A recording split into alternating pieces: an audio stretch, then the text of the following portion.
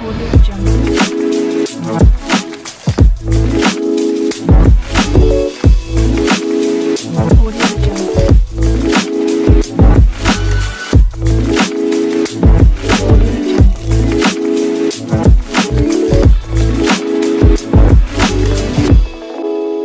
Audio Jungle. Audio Jungle.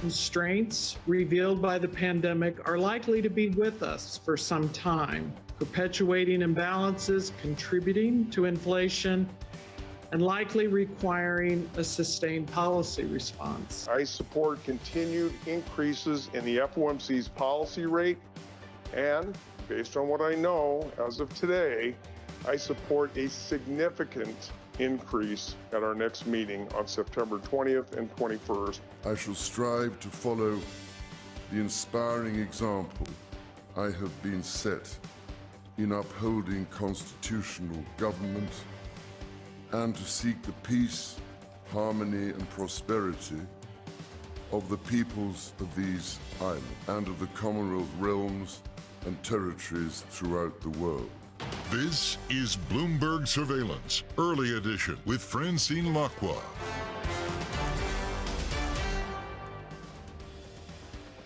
Well, good morning, everyone, and welcome to Bloomberg Surveillance Early Edition. I'm Francine Lacqua here in London, and here's what's coming up on today's program. Rapid advances. Ukraine's forces make swift gains in the Kharkiv region as Russian defenses crumble. Dollar weakens, stocks rise. The euro surges as the Bundesbank voices support for more ECB hikes. Plus, Charles III, the new UK monarch, is officially proclaimed king as the late Queen Elizabeth's state funeral is set for September 19th. Now, first of all, let's check on the markets. We have a lot to get through. Of course, the UK largely in focus. This is a very different week, certainly in tone, but also in economy. This is because of the mourning, of course, of Queen Elizabeth II. We look at, for example, the Bank of England. They postponed their decision. It's no longer this Thursday, but they postponed it by a week. Now, the big story today with European stocks gaining some 0.6% is also euro dollar, 1.0179. This is after we heard from the Bundesbank president, Mr. Nagel, saying that he's expecting the ECB to do a lot more. So it does seem that the ECB could actually follow the footsteps of the Fed. The dollar index 1,290, and then S&P futures also gaining 0.6%, 0.3% rather. The European map, and this is a huge difference between what we're seeing in Germany and, for example, here in the UK. Again, the UK, we look at sterling. The DAX actually gaining some 1.3%. I think out of the 19 industry groups making up the Stock 600, all of them are gaining. Now, Ukraine's forces are continuing a rapid advance in the Kharkiv region, exploiting an extraordinary collapse of Russian defenses that threatens to derail the Kremlin's bid to cement control of Ukraine's east. Now, for more, we're joined by Bloomberg's Europe correspondent Maria Tadeo. So, Maria, update us exactly with the latest development. Well, Francine, this was a very quick advance over the weekend. On Saturday, of course, Ukrainian officials, the Ukrainian army, confirming that they had been able to push back Russian forces from Kharkiv. The Ukrainian president says that more than 2,000 square kilometers have been, quote, liberated from occupied territories since the start of September. And I think what we're seeing right now in real life is that counteroffensive, that counterattack that Ukraine promised for weeks finally taken shape in real life. I think the big question, though, however, going forward is what does it mean for the war? What will Russia do going forward? But also particularly, how will this change the approach that Vladimir Putin has had until now? Remember, he still talks about a special operation to liberate the people of the Donbass. He doesn't use the word war. That would entail potentially conscription, and that has a lot of ramifications for Russian society. So that is really the focus now going forward. So So, Maria, has there been any progress actually from the EU on reducing its dependency on Russian gas?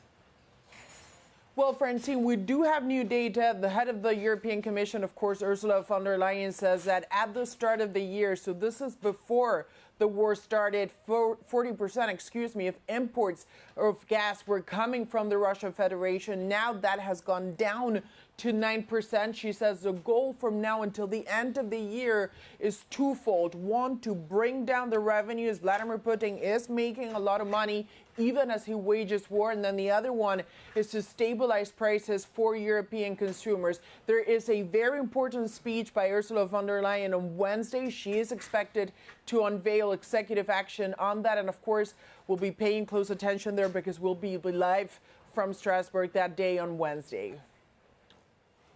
Maria, thanks so much. Maria Tadeo there in Brussels for us. Now, to talk about the markets, we're joined by Bloomberg's Christina Kino from our Markets Live team. Christine, thank you so much for joining us. I know that, part of the market sentiment is also because of the offensive that Ukraine able to push through Russia, but also Europe playing a huge part in today's gains. Absolutely, Francine. And I think, the other side of that, of course, is dollar weakness. And it really has been a story for the euro of two things, right? It is that dollar move this year, and then also what's happening in mainland Europe. And so I think, today we are seeing a little bit of positioning reduction from last week, especially after we've heard from the ECB and several other ECB officials in the aftermath of that. And I think the message really is clear that the ECB is open to another potential jumbo rate hike, which could finally see the euro kind of getting that benefit of monetary policy and interest rate differentials that it really hasn't seen up until very recently. But is that sustainable?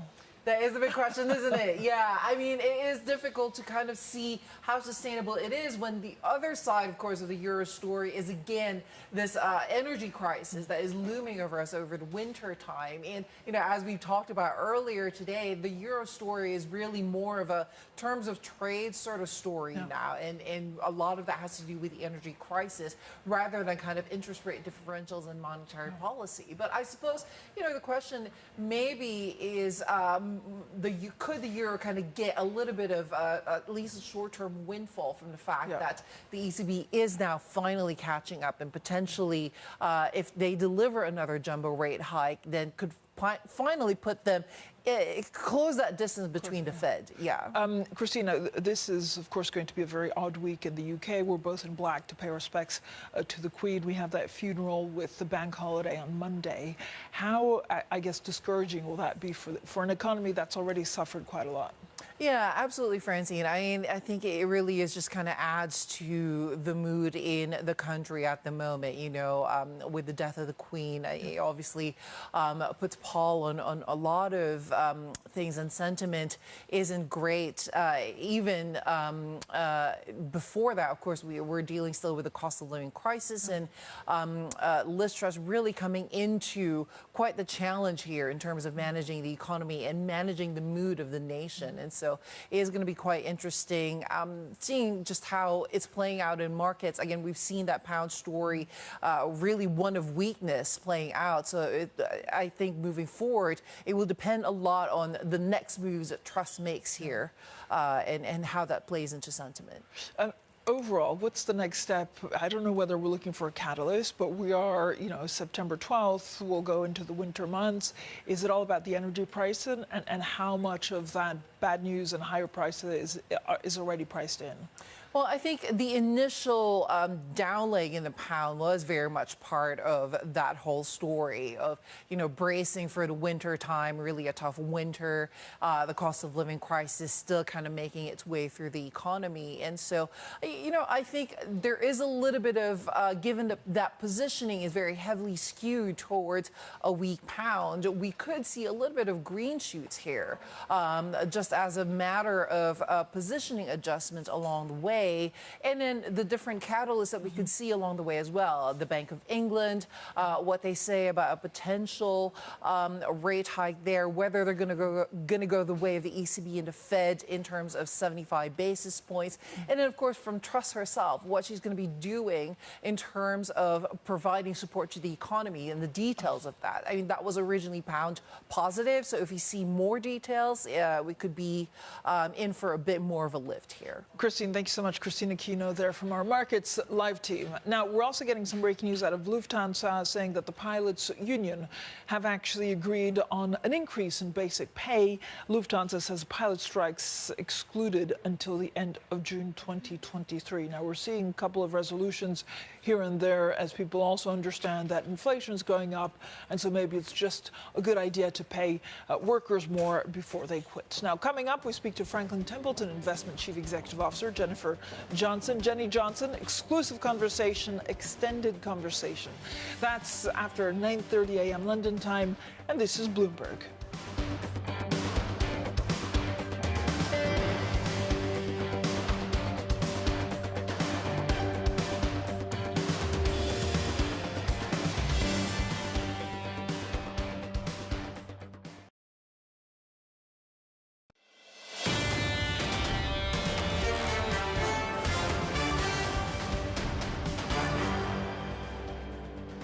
Economics, finance, politics. This is Bloomberg Surveillance Early Edition. I'm Francine Lacqua here in London. Now let's get straight to the Bloomberg First Word News.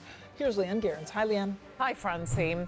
Sweden's coalition of right-wing parties looks set to secure a narrow victory in the country's general election. The likely result hinged on the rise of the anti-immigrant party, the Sweden Democrats, which saw the biggest gains to become the nation's second largest political force. With 95% of districts now counted, the opposition bloc has 175 seats in the 349-seat parliament, giving them a slender advantage over the ruling Social Democrats and its allies. Now, the Biden administration is reportedly planning to broaden curbs on the export of semiconductors used for artificial intelligence and chip making. Reuters cites unidentified sources saying the Commerce Department plans to publish new regulations next month. The rules will outline restrictions already communicated to companies including Nvidia and AMD. And Japan is reported to be planning to allow foreign visitors to book trips directly and travel freely within the country. According to the broadcaster FNN, officials are also set to scrap daily arrival caps and reinstate visa waivers for tourists. The rules are expected to apply to travellers who have had 3 vaccine shots or who can provide a negative COVID test result. Global news 24 hours a day on air and on Bloomberg Quick Take, powered by more than 2,700 journalists and analysts in more than 120 countries. I'm Leanne Gerrans. This is Bloomberg.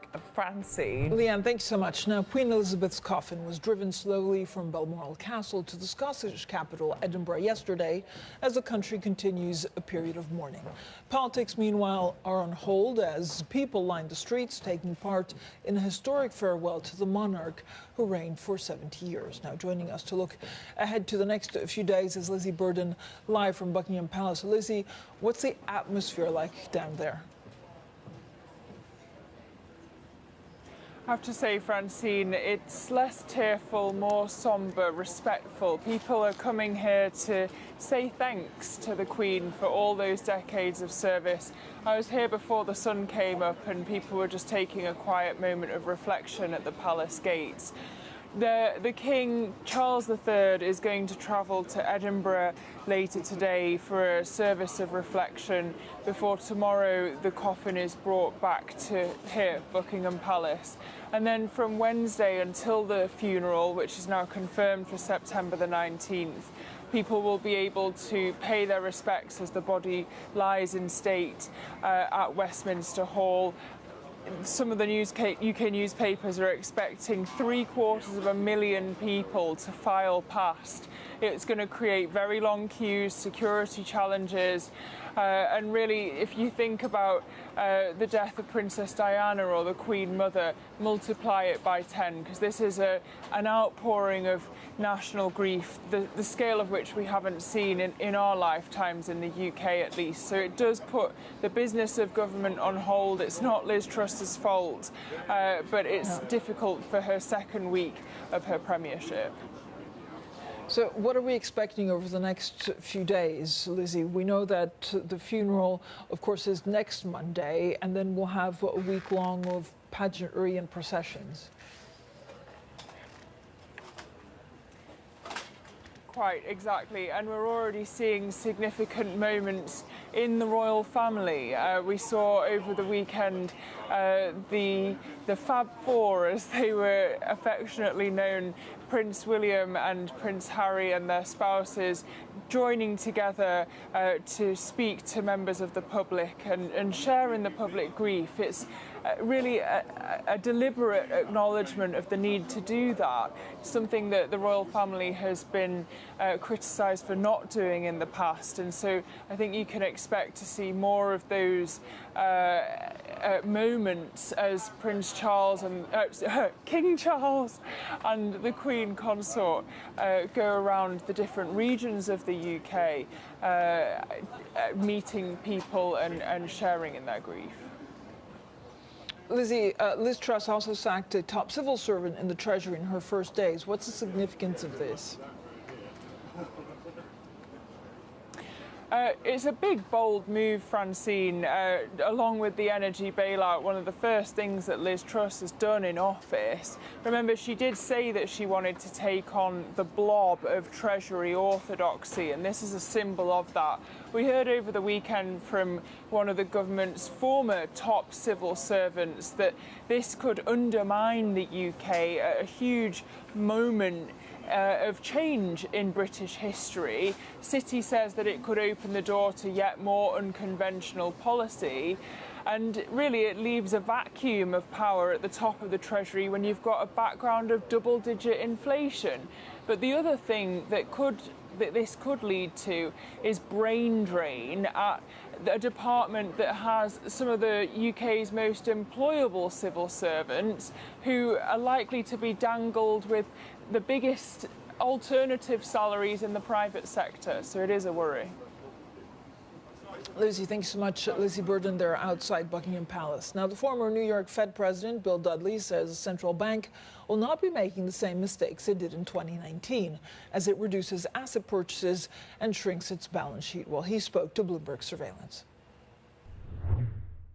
The Fed has the experience of last time to go by. Last time they were surprised by the demand of banks for reserves, and so they unexpectedly drove the amount of reserves too low relative to banks' demand. That's why you got the spike in repo rates in September 2019. So they've learned from experience. Second, they put in place a standing repo facility now, which is available just slightly above market rates. So if repo rates were to spike up, banks would turn to the Fed's standing repo facility. So you wouldn't see a big spike. It'd be a little spike this time. Lastly, I think the Fed's going to be tapering the rate of how its balance sheet shrinks as we get deeper into this process. At first, we're running off $60 billion of treasuries, up to $60 billion of treasuries and $35 billion of agency MBS each month. But once the reserves in the system get to a significantly lower level, the Fed's going to slow the rate of asset runoff, and then it's going to stop.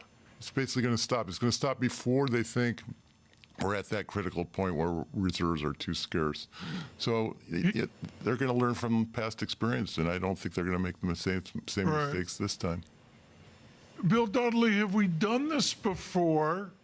Is the New York Fed down in the basement? It's underneath one of the pizza parlors down in lower Manhattan. Have you done an experiment that says this is going to work, or are you flying blind?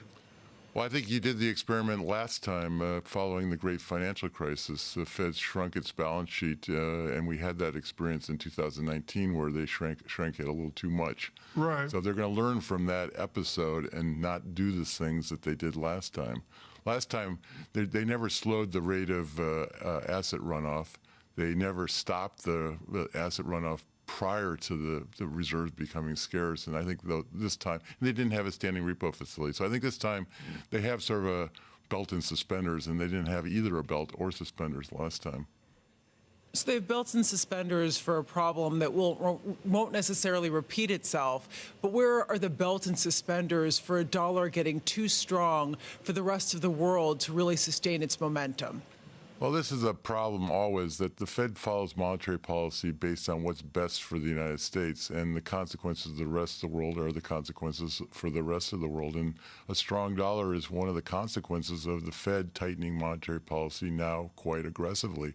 The Fed actually wants the dollar to be relatively firm because a stronger dollar restrains economic activity, and it reduces inflation because it reduces the cost of imports into the United States. So the Fed is not unhappy with the dollar strength. This is just part and parcel, one aspect of how you tighten financial conditions. Coming up, the world's hottest housing markets are facing a painful reset amid soaring borrowing costs. We look at the big take next. This is Bloomberg.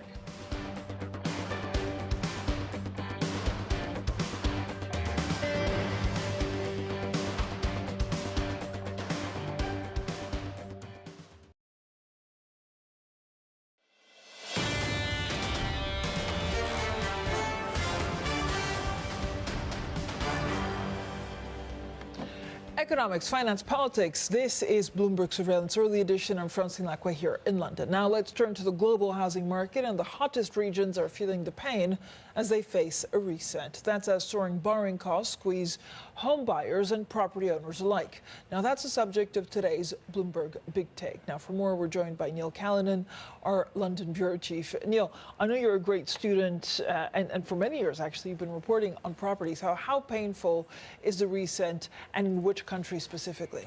Yeah, I think we're going to see the biggest pain in the housing market that we've seen since the global financial crash.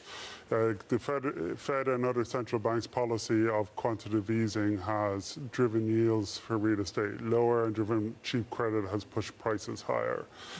With Treasury yields now going up and bond yields generally going up, that means for international investors, real estate is less attractive, but also you've got a cost of living crisis and an inflation crisis meets rising interest rates. So in those countries with variable mortgage rates or with short-term fixed rate mortgages, you're really going to see pain. So that's the UK, Canada, Australia, New Zealand, China, and Sweden. Sweden will be the canary in the coal mine for Europe.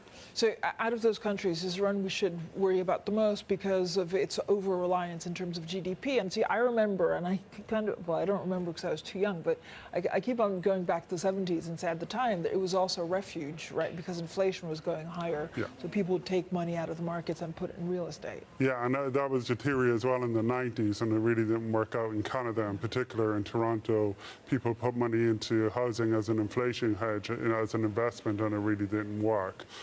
So again, Canada and Australia in that sense are probably the most vulnerable. China's already going through a bubble as well. And in Sweden, they've been borrowing for so long. I mean, 50-year mortgages aren't unusual there, that the market can change quite quickly and has. And you're looking at double-digit falls in a number of markets this year, particularly Sweden, Australia, New Zealand, and possibly Canada as well. So should we really worry? I know the current has done quite a lot on China. I mean, what does this mean for China? Do the global markets understand how ugly this could be? I think with China, the big qualifier is always what will the government do and whether the government will bail out the property developers. So it's hard to predict, but based on current trends and the lack of investments and the fall in profits, you are going to see a big squeeze there. There has been already, and that's likely to continue. One of the things I would be interested in is how much development land values fall there, and that's really what can cause a lot of trouble for developers. Neil, thank you so much. Neil Callanan there, our London bureau chief, and you can read more online or at NI Big Take on the Bloomberg terminal. Coming up, Bitcoin rally cools and the dollar retreats. We chat markets with Franklin Templeton President and Chief Executive Officer Jenny Johnson. That's coming up next, and this is Bloomberg.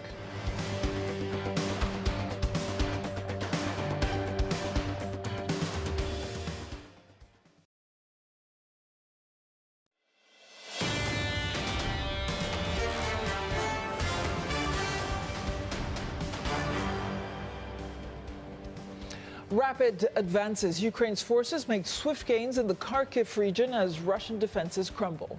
Dollar weakens, stocks rise, the euro surges as the Bundesbank voices support for more ECB hikes. Plus, Charles III, well, the new UK monarch, is officially proclaimed king as the late Queen Elizabeth's state funeral is set for September 19th. Well, good morning, everyone, and welcome to Bloomberg Surveillance Early Edition. I'm Francine Lacqua here in London. Now, shares are rallying this morning. The dollar is retreating on strong euro performance. Now, that's as investors now weigh the prospect of more outsized interest rate hikes in Europe. If you look at, for example, the gauge of the dollar falling for a second day as all G10 peers surge, except actually the yen. Now, to talk broader, not only about the markets, but really some of the strategy at Franklin Templeton, we're delighted to be joined by Jenny Johnson, President and Chief Executive of Franklin Templeton. Johnson has been Chief Executive since 2020, and Franklin Templeton has $1.5 trillion in assets under management. Jenny, what a great pleasure to host you actually here in the London studio. So welcome to Surveillance and welcome to Bloomberg headquarters. Thank you, Francine. Now, it's great to be here. The strategy of Franklin Templeton has been really quite remarkable over the last couple of years, and this is acquisition. I know there's a number of things that we need to talk about. Alcentra, Lexington, Legg Mason. So pretty bold moves in terms of M&A. What comes next? Well, so we've been pretty clear on our approach to acquisitions. It's either filling out product-based, right? So we see the industry moving towards alternatives. We wanted to make sure that we not only had traditional asset management capabilities, but also we're strong in the alternative space. So you saw our acquisitions there. I think the technology is making it such that you can have much greater customization for clients. So we do fintech investments that help us customize. We did a company called O'Shaughnessy Asset Management that brought us something called a Canvas platform, which does direct indexing. So it's about customization. And then building just deeper relationships with clients. So providing additional products to be able to engage with them. So, Jenny, as you bring these into the family hold, what's been the biggest challenge? Is it, keeping their own identity? Is it, somehow bring them together with a common purpose? So I think the key for us has been, in the asset management business, what are you buying? You are buying people and their investment process. So as long as you're willing to leave that independent and provide additional services, we think active management, things like data, become more and more important, data analytics. So being able to provide platforms, we have a centralized investment data lake, so any of our investment teams can leverage it. Those types of value add to help the investment teams that we acquire be able to have, additional capabilities. That's critical. The other thing is you'll have this ability to create this more customized solutions. So, for example, our Middle East fixed income team that, we're one of the largest Sharia compliant managers. Yeah. They were talking to a sovereign wealth fund that wanted private credit, but wanted the Sharia overlay. Well, they didn't do private credit. So bringing Benefit Street Partners, ultimately Alcentra, with their screen of Sharia compliance offers a completely new product. So getting the teams to talk to each other, to think about creative ways that we can customize for clients. So creative ways also go to alternatives, right? Is this the future, and how has that been performing over the last 5 to 6 months where there's quite a lot of uneasiness in the markets? Well, what we've seen is that, from 2000 till now, there are half the number of U.S. public equity companies, and there are 5 times the number of private equity-backed companies. Companies are waiting much longer to go public. 2000 average, they went public after 3 years. Now it's 9 to 10 years. So you can, from an investable universe, you have to be able to enter the private market space. With respect to credit, you'll hear banks say, look, the capital requirements have been raised. We're going to be very careful about how we deploy capital. We're going to use it for our best clients, which means there are a lot of people left out of the credit market. So private credit's grown dramatically. So I think from an investment standpoint, you have to be able to be in the alternatives in private. Does that change with actually these higher inflation? I mean, we're going through a huge uncertainty with cost living crisis, inflation, you know, in our markets that could be 8-10%. What does it do to the alternatives? I think that there's some question. Any kind of private equity strategy that was based on leverage, right, is going to be challenged. But many of them are based on growth. And companies, you know, especially as you have technology companies, those aren't as reliant, and it's not as risky on the, you know, from the interest rates rising. Jenny, is there anything else that you want to buy right now to actually fold, or are you know, for the moment, are you done in terms of M&A? So what we've said, we certainly feel like our plate's pretty full, but you know, areas we're always opportunistic. You know, if to globalize our alternatives platforms, Alcentra was a move of taking a U.S. private credit manager and adding European capabilities. So if there were some geographies that made sense for us, we'd be interested there, or specific fintech type of strategies that we thought were interesting from distribution, we may be buyers and things like that. Jenny, when you look at your portfolio, I guess, companies, I mean, Western Asset, I know we've talked about it in the past where it's going through a tough time because of its exposure to Russia. Do you stick to your guns with it, or does it have to somehow be repositioned? Yeah, if you look at Western, right, you know, in the last 20 years, anytime they've underperformed, they significantly outperformed in the next 6 months. So I think the key, I would say, you know, I manage investment people. My job is to make sure they have the resources and that they stick to clients, hire them for their expertise. And so Western has a very, very sophisticated investment, long-term track record product. I think they'll be just fine. Okay, we'll talk also about crypto and actually blockchain shortly. Jenny Johnson there, the president and chief executive of Franklin Templeton, stays with us. Coming up, a Bitcoin rally cools ahead of U.S. CPI data and a seminal upgrade of the Ethereum blockchain. So we'll have plenty more on that next. And this is Bloomberg.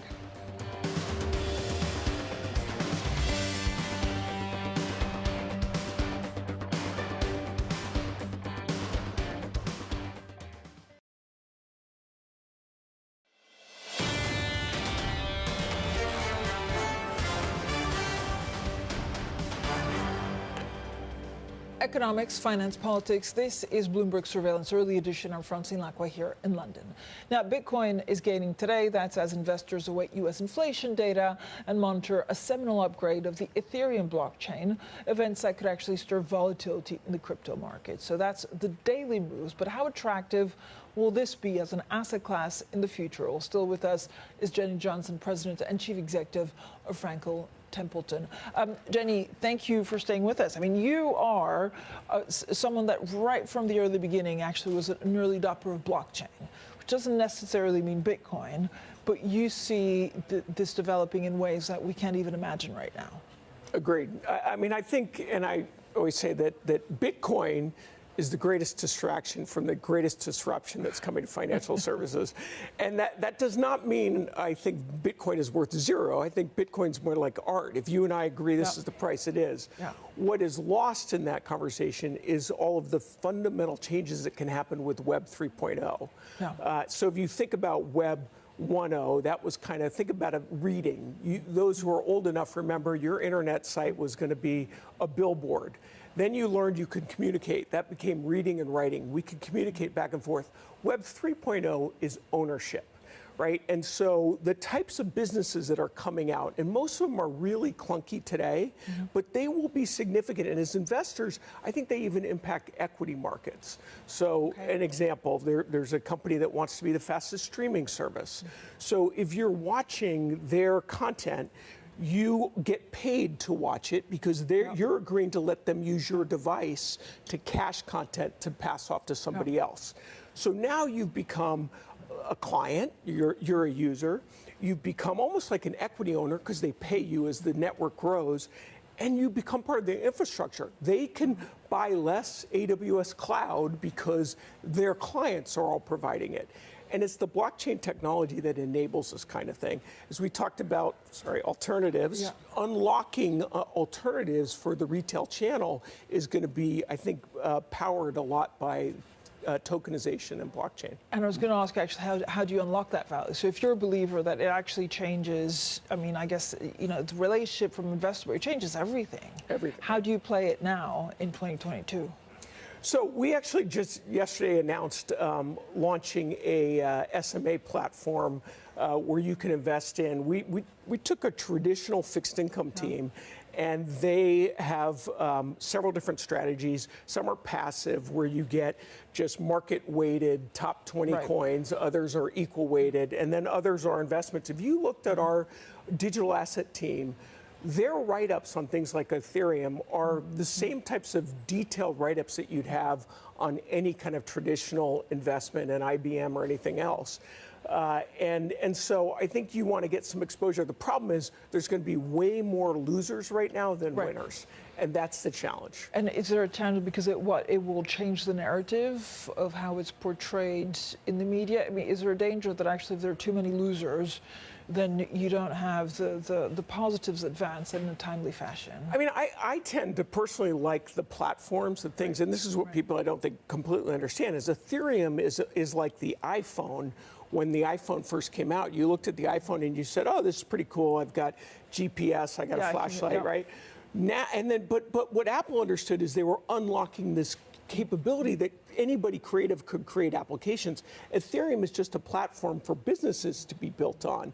Solana is a platform, Cardano. The problem is there's a lot of those platforms, and I think over time maybe we have some consolidation, but today that would probably be where I would play it. I know you also have an innovation center, right, for finance. Is there a first mover advantage? I mean, we've been talking this for quite some time, but if you're big in the space now, can you still win it? Oh, for sure. I think you can win it. But I also think, and that's one of the reasons we have our incubator, is we want to stay on the forefront of understanding where disruption's going to be disruptive to us as a business. But there's a company there that started out, actually, a couple of women who left, traditional auction houses and wanted to be in the art market, and they've shifted to NFTs. And they're doing really interesting things, helping artists, leveraging the NFT technology to actually improve their own economics. If you tie an NFT to a traditional piece of art, today an artist makes 30% of the first sale.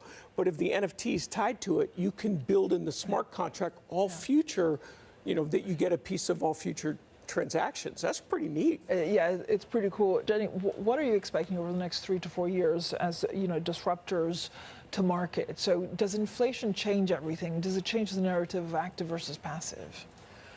I think where active thrives is in volatile times, and inflation is a volatile time, right? And unfortunately, a lot of the people managing money today have never been through an inflationary cycle. So active fixed income, I think it's really, really important. There's a lot of different ways you can play rising rates. I think in the, what we've seen as a big growth market, well, growth tends to do very well with low interest rates, because you're looking at the future cash flows. So I think that this is a time where active can excel, and of course active has to prove that they can, and picking the right active manager is really important. Is there a part of or a certain type of investor that will actually just get out of the markets in this volatile times? I always think that's the fear, that an investor gets burned. It's actually a little bit what worries me about the crypto market, is that people are playing in that market and they'll ultimately say, well, I didn't understand it, I can't invest. And the same thing happens. Meme stocks are always one that sort of I get worried about. People think they're doing something and we're all going to jump into it, but they're risking their retirement. So But this means what? Regulators are too slow to regulate it, and I guess it puts them in a really tricky position of how do you regulate a market without being seen as squashing, I don't know if it's innovation, but just misunderstanding what they're dealing with. Well, I think the regulators are afraid of making a mistake. And somebody described to me, they said, we've got flying cars and we're trying to apply traditional street laws, right? And so knowing what those unintended consequences of a regulation is, I think makes a regulator be pretty fearful. The problem is, I think that there are jurisdictions that are regulating, Singapore, some of the Middle East countries. And so what you're seeing is these digital asset companies actually setting up there. I think that's a bit of a risk too. If you don't regulate it, you get the Wild West and people get burned. Jenny, I mean, you're in charge of a massive company. What's your biggest challenge over the next 2 to 3 years? Well, I think we're a people business, and so making sure that we are delivering for our clients and retaining our great employees, I think that's always really important.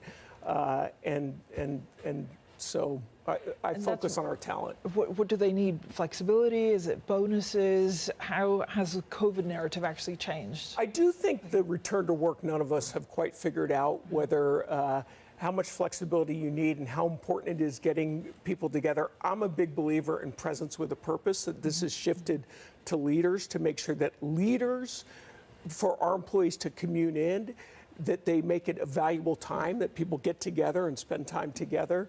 We just now push to have 2 days a week coming into the office. But those days where people are coming into the office together so they feel that there's a real community, I think that's important. But on the other hand, I don't think we're ever going back to 5 days a week or even 4 days a week. I think it's going to be unlikely. Jenny, thank you so much. Such a great pleasure to host you here in the studio. Thank you so much for coming in. Jenny Johnson there, the President and Chief Executive of Franklin Templeton. Now let's get straight to your Bloomberg Business Flash. Here's Leanne Gerrans. Hi, Leanne. Hi, Francine. France power distributor Strasbourg Electricity oversold large quantities of electricity due to trading errors earlier last week, a mistake that could cost the company 60 million euros. The FT says the French grid operator was forced to send an emergency power alert to neighbouring countries, including the UK and Spain, asking them to be ready to help make up any of those shortfalls. Now, tens of thousands of US railroad workers could be on strike by the end of this week, causing a potential new shock to the country's supply chains. Negotiators met throughout the weekend trying to reach a deal with two unions covering some 57,000 railway engineers and conductors. The Association of American Railroads predicts a nationwide shutdown could cost up to $2 billion a day. And activist investor Dan Loeb has backed away from calling for Walt Disney to spin off ESPN. In a series of tweets, Loeb said he looks forward to seeing the sports network generate considerable synergies as part of Disney. Separately, Disney CEO Bob Chapek says ESPN is critical to his overall vision of the company, which does include sports betting. And that's your Bloomberg Business Flash. Francine. Leanne, thanks so much. Coming up, the UK economy grew less than expected in July. We'll focus on the country's economic outlook next. This is Bloomberg.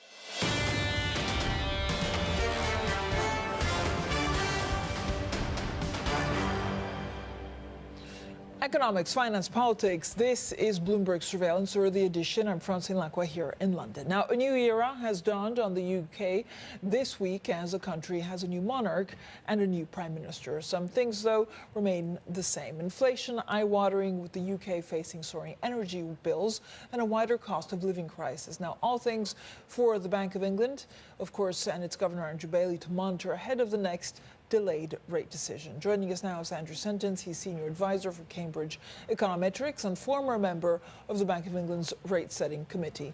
Andrew, always great to speak to you. You never mince your words when it comes to inflation and what the Bank of England should do next. Are you worried about the next 6 months?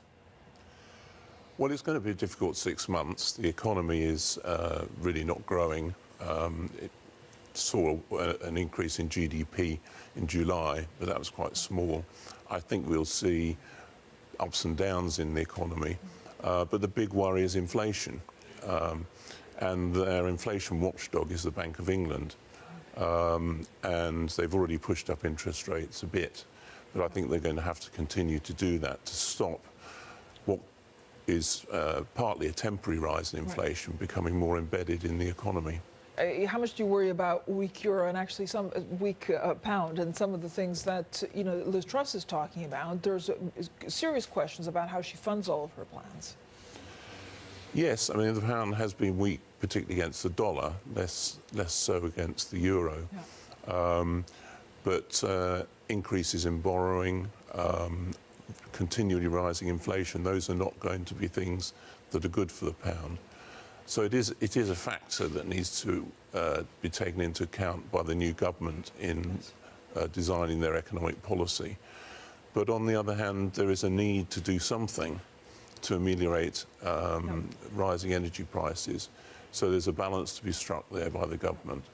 And there's a balance to be struck by the Bank of England, but I would expect interest rates to continue to rise to 3 to 4%. And the market's expecting, I think, 4%.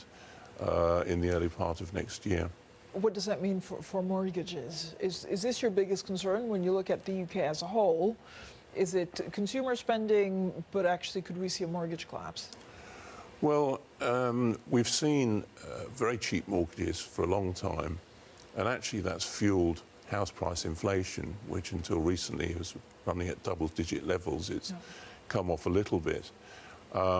We can't sustain double-digit house price inflation, so if higher mortgage rates bring a bit more realism into the housing market and put a dampener on house price increases, that's not necessarily a bad thing, and it actually makes it easier for first-time buyers to get on the housing ladder. So interest rates have sort of mixed effects in the housing market. We tend to think of the whole UK economy is one big borrower. Which, of course, is, Which it isn't, because only about a third of people are borrowing on mortgages. Yeah. So there's a lot of other people in the housing market. Some are renting and want to get on the housing ladder. Some own their property outright. And therefore, in some ways, they benefit from higher interest rates. Where do you see the UK economy headed more on a philosophical level in 4 or 5 years? So if there's a lot of deregulation, what the Prime Minister wants to put in place, if we see, tax cuts, there's talk about us becoming like Singapore on Thames. Does this make sense for this kind of economy? I do think it's good to look at supply-side reforms, but supply-side reforms have to be, well designed to impact on growth. And we haven't really seen any detail. We've had talk about tax cuts, boosting growth, removing regulations. We need to see more detail, and there needs to be more consideration of the detail of what that's really going to mean. I don't like the idea of Singapore on Thames because Singapore is a much smaller economy. So a medium to large size economy like the UK needs a different approach, I think. I mean, it was Mark Carney that said, we rely on the kindness of strangers, and others talk and worry about the balance of payment. Should the Prime Minister worry about that more instead of, talking about this unorthodox economics? I think the balance of payments was more a preoccupation in the 60s and 70s, and when you've got a floating exchange rate, it's not necessarily a cause for crises. It's an indicator to look at, but just one of many indicators in terms of assessing the health of the economy.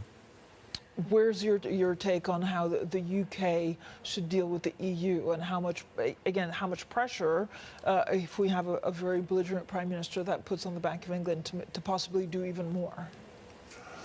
I don't know whether the Prime Minister is going to be belligerent, but I think in terms of the European Union, we always have to have a close relationship with the EU, and we have to take into account our trading relationships with them. So I hope the new government will recognise that. Even though we've had Brexit, we need to actually find ways of improving some of our relationships with the EU, for example, through getting perhaps a better system for allowing labour to come into the UK from the EU. So there are various ways we can actually cooperate and work together with the EU, and I hope that's what the new government will do. Andrew, thank you so much, as always, for coming in. Andrew Sentence there, Senior Advisor for Cambridge Econometrics and former member of the Bank of England's Rate-Setting Committee. Now, Bloomberg Surveillance Early Edition continues in the next hour. Matt Miller, Preeti Gupta in New York, Anna Edwards here in London, and this is Bloomberg.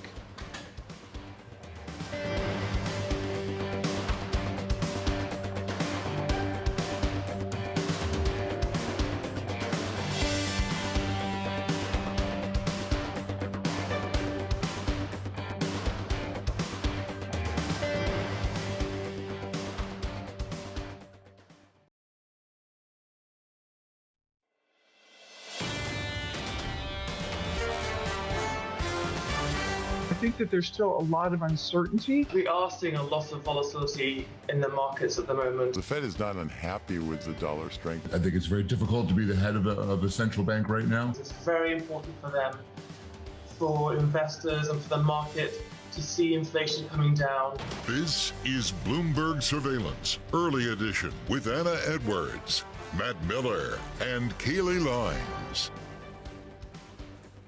It's 10 a.m. in London, 5 a.m. in New York, and 5 p.m. in Hong Kong. Our top stories today. Dollar dilemma. The greenback tumbles ahead of key inflation data this week, while the euro strengthens on the prospect of more outsized interest rate hikes. Gaining ground, Ukraine's forces continued their rapid advance in the Kharkiv region as Russian defenses crumble. And housing pain from Sydney to Stockholm to Seattle. Buyers are pulling back as central banks raise rates at the fastest pace in decades, sending house prices falling.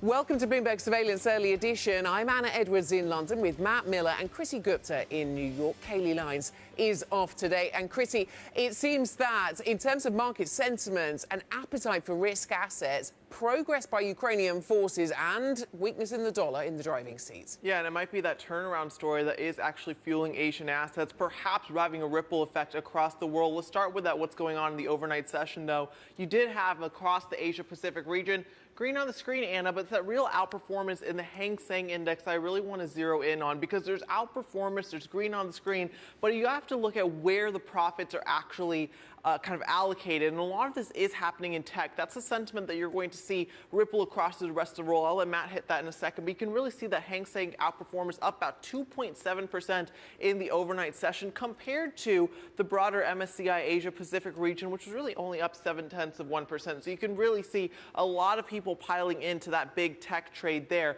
Let's hit the currency picture, though, because Anna, you hit it. That dollar story is going to be crucially important, especially as we talk about what the barriers to entry are into the tech trade, especially when it comes to American tech. Very specifically, right now you have a little bit of strength in the offshore renminbi or yuan, whichever you'd like to call it, some weakness in the dollar there. That's going to be crucial when we're talking about this race to who has the strongest currency. And right now, the United States and the Chinese yuan, of course, with that intervention is going to be a key part of that story. The other part of that story is going to be the Japanese yen. You are seeing weakness there once again, even after some perhaps attempts at verbal intervention from the likes of Kuroda, from the likes of the Deputy Cabinet Secretary over there as well, not doing much to help the yen at the moment, Matt. Well, if it's a race, we are still winning by a lot against everyone. But we are coming down a little bit today. Here you can see the Bloomberg Dollar Index, the only red on my screen right now at 1289. Remember, we were well over 1,300 for the last few sessions. So it's a pretty significant drop, but the others have a long way to go to catch up with us, and I don't see it happening anytime soon. S&P futures right now up about 0.6% at 4111, so some pretty strong gains even after we finished up above 4,000 last week. The U.S. 10-year yield coming down a little bit, so investors are buying some of that debt, but only 1 1/3 basis points, so 329.65. And then Bitcoin, one of the big stories of today. Although it's odd to think that a 3% gain is a lot for Bitcoin, but it hasn't been moving much at all lately, and certainly not north of the $20,000 level. So 22,256 is going to mean a lot of crypto movers on the stock market. Anna, what are you seeing in terms of European stocks? Yeah, we see a lot of appetite for stocks generally, for risk assets. We've got European stocks moving higher than Matt, and perhaps it is those FX moves that we've been discussing, perhaps also some of the advances we're seeing the Ukrainians make against Russian forces, all of that adding up to a little bit of a rethink this morning, or at least a continuation of Wall Street's Friday session, where we saw strength in stocks over in the United States. So this is the picture in Europe, pretty strongly positive, up by more than 1% on some of the major markets here in Europe. Let's have a look at some of the FX movers here, because this is a crucial factor to keep an eye on. This is the euro side of that weakness in the dollar that Matt was just pointing out. To strengthen the euro, then we heard from the Bundesbank's Nagel talking about further rate hikes to come. So in case you are under any illusions, we are going to see further interest rate hikes from the ECB. That's the word out of the Bundesbank, at least. 116.94 is where we trade on the pound. So again, risk assets moving higher, strength to the pound, despite the fact that we got some growth data for the month of July that was below estimates, that recovery from the slump in June that was driven by the moving bank holidays. All of that not really knocking the pound this morning on 116.93, although it bounces up from recent weakness, of course. Here we've got the Swedish krona. The Swedish krona actually gaining. That's what you're seeing here against the US dollar.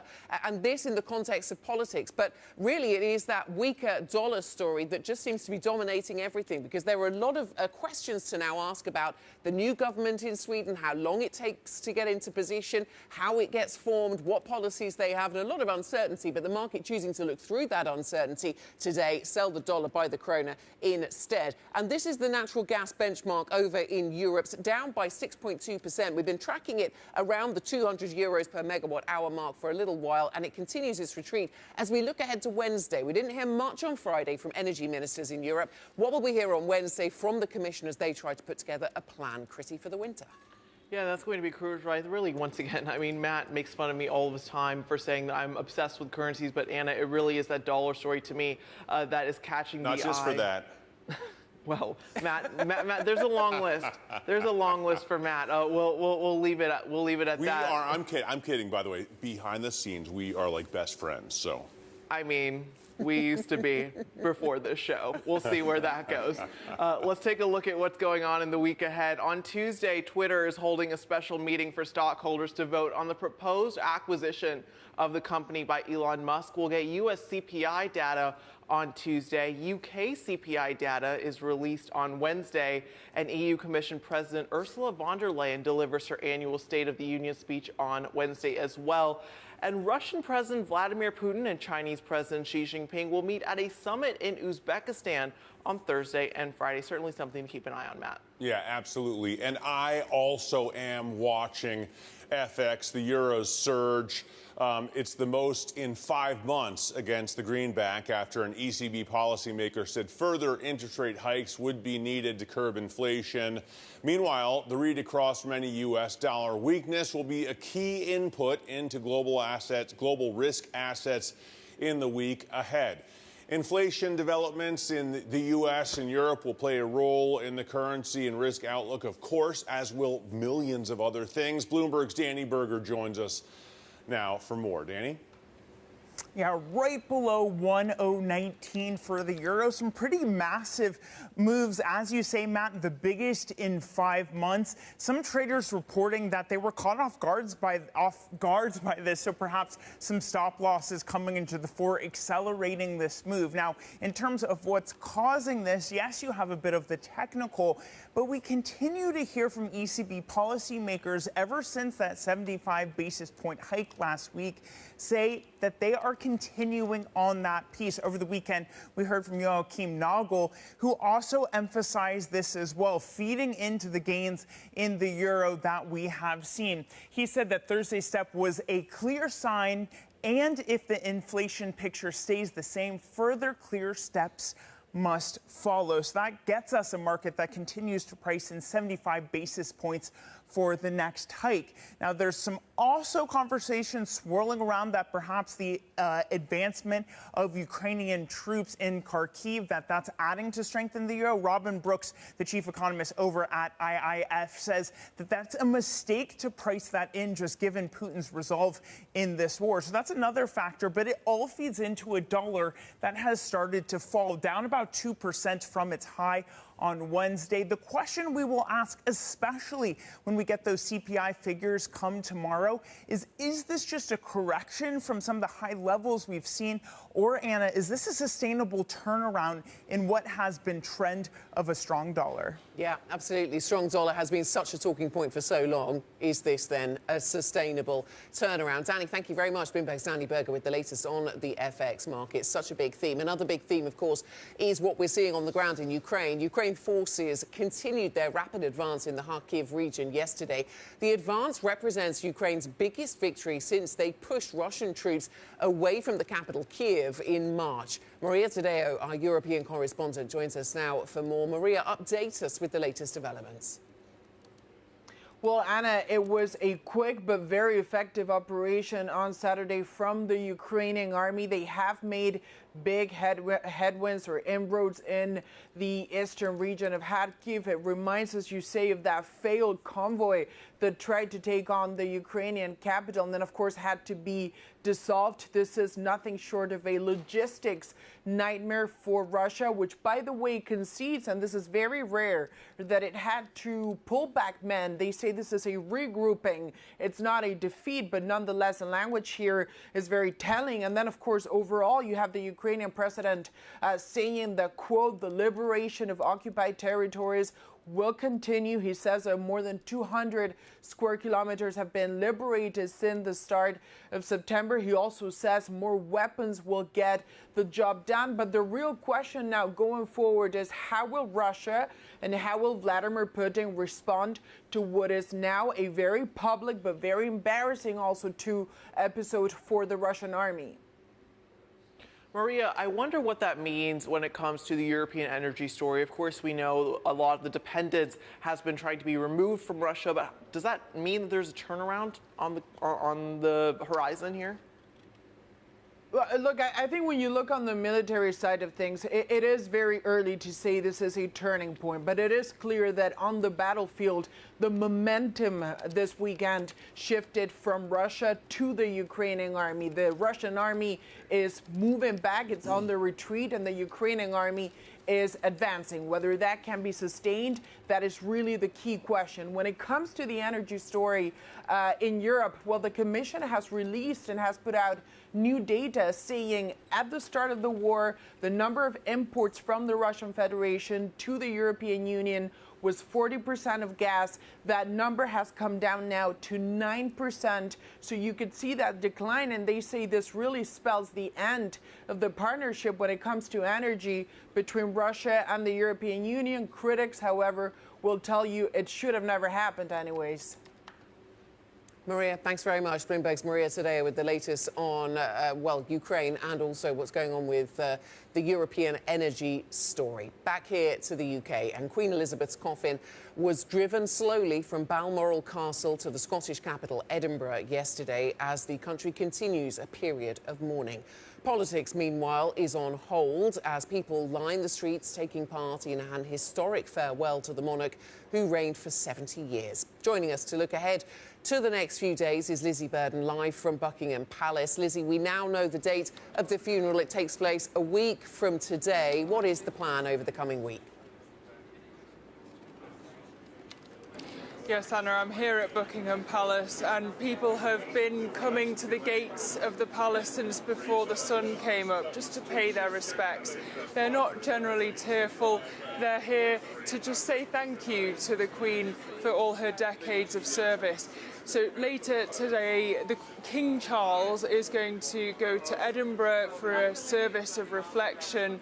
Then tomorrow, the coffin will come back here to Buckingham Palace. And then from Wednesday until the date of the funeral, the Queen will lie in state at Westminster Hall so that people, members of the public, can file past. And UK newspapers are reporting, estimating that 750,000 people will do so. It could be hours-long queues. Think Lady Di, think the Queen Mother and times it by 10, because this is really a moment of national outpouring of grief. It has meant that the business of government is paralysed. The Bank of England has postponed its meeting next week, and we also have to think about the economic consequence, not just of having a bank holiday for the funeral, but the weight on the national mood. You've got Deutsche Bank and Nomura now saying that this could push the UK into a technical recession. All right, Lizzie, thanks very much. Lizzie Burden there telling us all we need to know about the UK this morning amidst many changes. Now, in speeches and rallies across this country over the last 2 weeks, President Biden and Donald Trump have slugged it out as if they're contesting the White House already and not campaigning for congressional elections. Trump has even shadowed Biden's appearances rallying 4 days after the president in Pennsylvania last week and in Ohio. Next weekend, that'll happen. Anne-Marie Horder, Bloomberg Washington correspondent, joins us from D.C. for more. Anne-Marie? Yeah, Matt, as you're saying, what you really are seeing now, especially less than 2 months away from those midterm elections, is that the President of the United States, as well as the former President Donald Trump, are both out on the campaign trails. What you have from the President of the United States is he is going to make this election about the fact that you should be voting for Democrats because, as you heard him say a number of times, they cannot have the, quote, in his words, ultra MAGA getting these posts. Today, specifically, he's going to point out what his administration has done over the course of the year and a half. Most notably today is going to be about that hard infrastructure agreement they passed last year. That was with the help of Republican votes as well. And this is going to be talking about the revamping of Boston's Logan Airport. He's then going to talk about cancer moonshot later today, really revoking JFK and trying to garner public support to ending cancer as we know it. And then tonight, talking to those individuals at a DNC event. And then tomorrow morning, a big push of this administration, and really, I would almost say the kickoff for the Democrats in terms of campaigning for the midterm elections, is the president is going to host this celebratory event about the Inflation Reduction Act. And all this comes at the times that the Republicans are trying to figure out what their messaging is really going to be in these final weeks ahead of the midterm elections. It was supposed to be inflation, but now you are seeing pockets of the country, whether it was Kansas or whether it was that swing district in New York, that abortion is actually really a live issue in these midterm elections. Bloomberg's Anne-Marie Horder reporting from Washington. We thank you as always. I'd like to take a quick moment and issue a surveillance correction here. I mentioned earlier in our Asia pre-market check that Asia did actually move overnight. It did, but certain parts of the region did not. China, South Korea, and Hong Kong closed for the Mid-Autumn Festival holiday. So that outperformance I mentioned in the Hang Seng Index, that was actually Friday's move. But the concept still holds. Risk sentiment is indeed coming over from Asia and spilling over throughout the rest of the day. Let's see if it holds on the macro basis. On the micro basis, I like to look at some of the stocks moving in pre-market trading, specifically Adobe here, cut to neutral over at Mizuho Securities, a price target of $440. It's trading at about $391 right now, so still a little bit of upside from the Mizuho perspective. Remember, they are also reporting earnings on Thursday.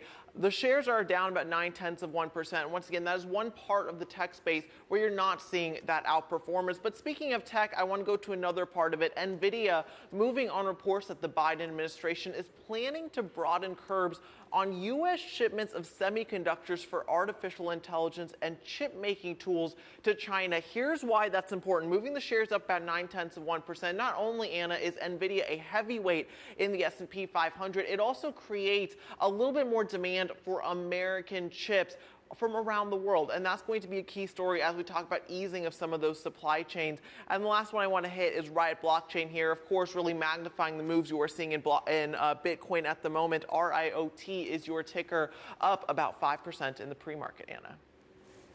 Chrissy, thanks for that. Let's talk about what's coming up on this programme. Shortly, we'll be talking to Gary Shilling, president of A. Gary Shilling & Co. and a Bloomberg opinion columnist. We'll get his take on where we are on these markets. Maybe also the strength of the dollar. Where does the strength of the dollar go? Where has it gone? And the world's hottest housing markets are facing a painful reset. Read more of today's Big Take story. Bloomberg.com is the place to go, or by typing NI Big Take into your terminal. We will also have coverage of this story a little bit later on this hour. This is Bloomberg.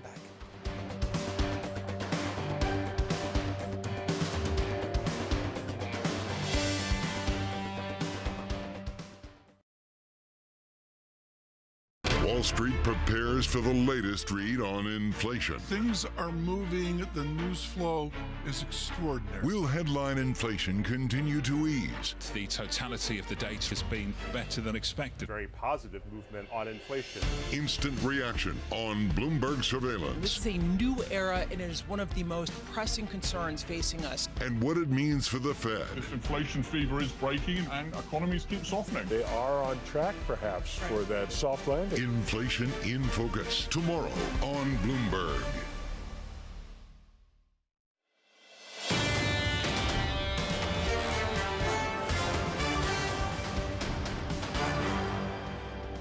Welcome back to Bloomberg Surveillance Early Edition. We are simulcast on both Bloomberg Radio and Bloomberg Television.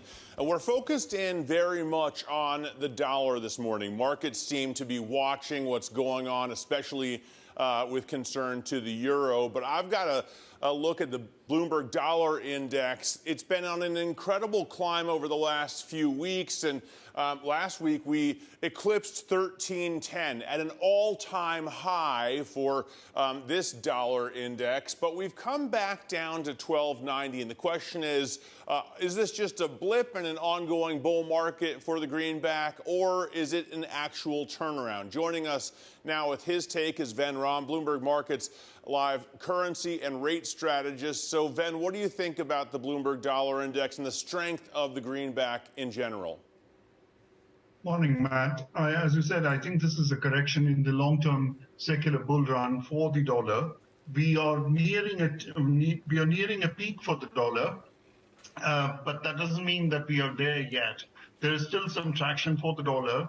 Why do I say that? Because real yields, if you look at real rates in the US, they are in the ascendant. And as long as they are in the ascendant, the dollar will find plenty of support, notwithstanding what's going on in the markets today. But we are definitely nearing a top. So maybe 110 to 112 on the DXY index. And Ben, that seemed to be something that during Friday's session, well, the weakness in the dollar at the moment, during Friday's session and today, seemed to be propelling stocks. You doubt whether that continues, though? Absolutely, Anna. I think stocks are trying to get ahead of the game here. People are trying to bottom fish and thinking, okay, have we seen the worst? Is the Fed coming to a stop on its rate hiking cycle? And therefore, should stocks rally? Now, if you look at any meaningful dividend estimate for the S&P 500 for next year, it's around $60 on the index basket. Now, even assuming a generous, very generous top-up and assuming that it will be $75, not $60, and that's a huge bump up, even then you get a fair value estimate of $3,125 on the S&P. So where are we getting 4,000 from? I mean, the market is smoking something that it shouldn't be smoking. And I don't think we are going to get these levels are sustainable. OK, we'll launch an inquiry. Ven, thanks very much. Ven Ram with Bloomberg Markets Live. Thanks for your thoughts on the markets. For more market analysis, check out MLIV Go on your Bloomberg terminal. This is Bloomberg.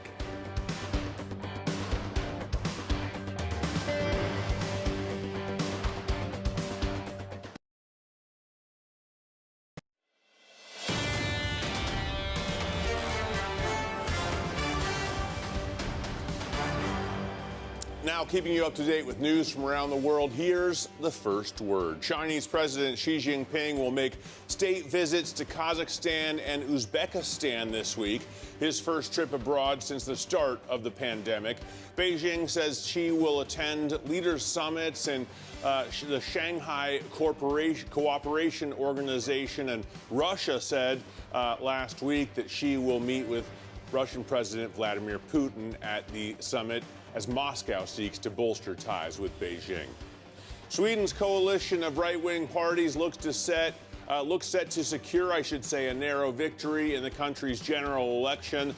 The likely result hinged on the rise of the anti-immigrant party, the Sweden Democrats, which saw the biggest gains to become the nation's second largest political force. With 95% of districts now counted, the opposition bloc has 175 seats in the 349-seat parliament.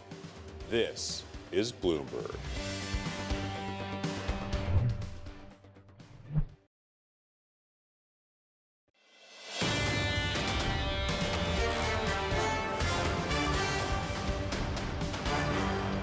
This is Bloomberg Surveillance Early Edition. Here's what you need to know. Dollar dilemma. The greenback tumbles ahead of key inflation data due this week, while the euro strengthens on the prospect of more outsized interest rate hikes. Gaining ground, Ukraine's forces continued their rapid advance in the Kharkiv region as Russian defenses crumble. And housing pain. From Sydney to Stockholm to Seattle, buyers are pulling back as central banks raise rates at the fastest pace in decades, sending house prices falling.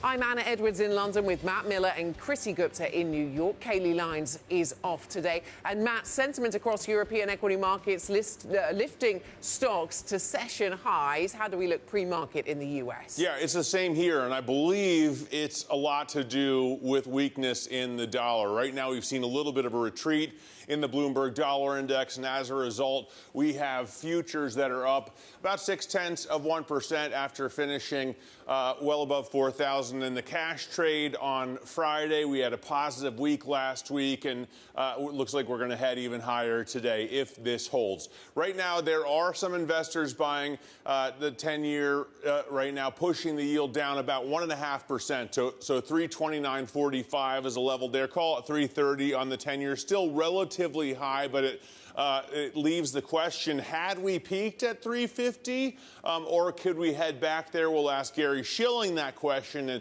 just a few minutes. Here's the Bloomberg Dollar Index right now down at 1291. We were up over 1310 last week, so it was a record high on, at least according to that measure, and we've seen dollar strength whatever measure you look at. So there's another big question. Do we see now a turnaround in the strength of the dollar? Are other hawkish central banks like the ECB going to gain some for their currencies and push down on the global reserve currency, or is this just a blip? Bitcoin right now up about 2.4%. This makes a lot of sense, obviously. As the dollar comes down, and Bitcoin is usually priced in dollars, it's going to gain.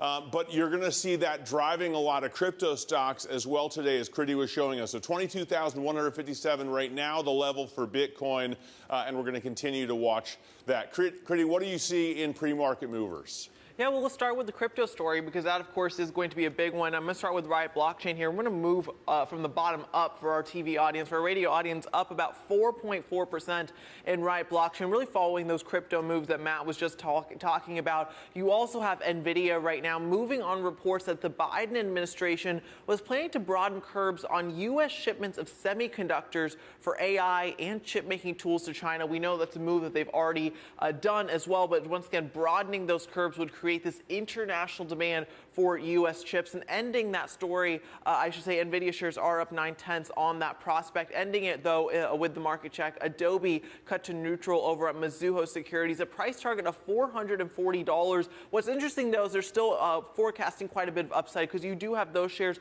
down 0.9% today, but trading at about 391 at the moment. So, Anna, a lot to digest there, especially ahead of their earnings coming up on Thursday. Yeah, absolutely. Back here in Europe, then, Chrissy, European stocks making moves higher, as Matt was just mentioning, near session highs for European stocks. So some gains here to do with the weakness in the dollar, to do with the advances, perhaps, that we're seeing Ukraine make against Russia. The euro benefits from hawkish commentary, as Matt said, from ECB officials. This specifically from Nagel at the ECB, so he of the Bundesbank, 1.0168, so back above the 1 mark on euro dollar, up by 1.25%. That's quite a sizable move for these two massive powerhouse currencies. We have the dollar here in retreat against the Swedish krona. So the Swedish krona gaining with all of the risk appetite that we're seeing, rather than focusing on the domestic policy, because domestically we've seen an election take place. A new government, it seems, will have to be formed, a more right-wing government than we've seen of late. But the market putting aside questions around policy and government formation and focusing instead on the risk-on mood. Natural gas prices retreat, down by 5.6%. Another reason for the risk-on mood here in Europe, down, retreating from that 200 euros per megawatt hour mark that we've been at for a little while. We'll look to Wednesday to get an update from the European Commission on what they plan to do on the energy policy front. Now, let's focus in on what's going on here in the UK. Still in a period of mourning, of course, and happening right now. King Charles III is listening to condolences at Westminster Hall. This comes as the UK continues a period of mourning. During this period, the business of government is paralysed. Even the Bank of England has delayed its September decision. That gives it time to account for the slew of eco data out this week. Let's get back to Buckingham Palace, where we're joined by Bloomberg's Lizzie Burden. Lizzie, business is carrying on, not as usual, but it is carrying on. We will have a public holiday on the day of the funeral, but other things are happening. But some areas, for example, government pausing to pay condolence, of course, to the new king over the loss of his mother. So how is the sombre national mood affecting the economy? Indeed, Anna, we had the latest GDP figures out this morning, and they showed a 0.2% increase in economic growth in July.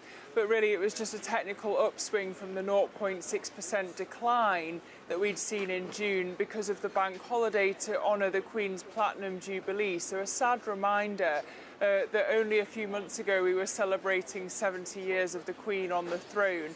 And it's a warning that when the Queen has her funeral and we're having a national bank holiday, together with the generally sombre national mood, as you say, it could weigh on economic demand. So Nomura and Deutsche Bank have warned that that will tilt us into a technical recession here, although Bloomberg Economics, our in-house economists, say that that recession won't last too long because of the stimulus from Liz Truss's energy bailout.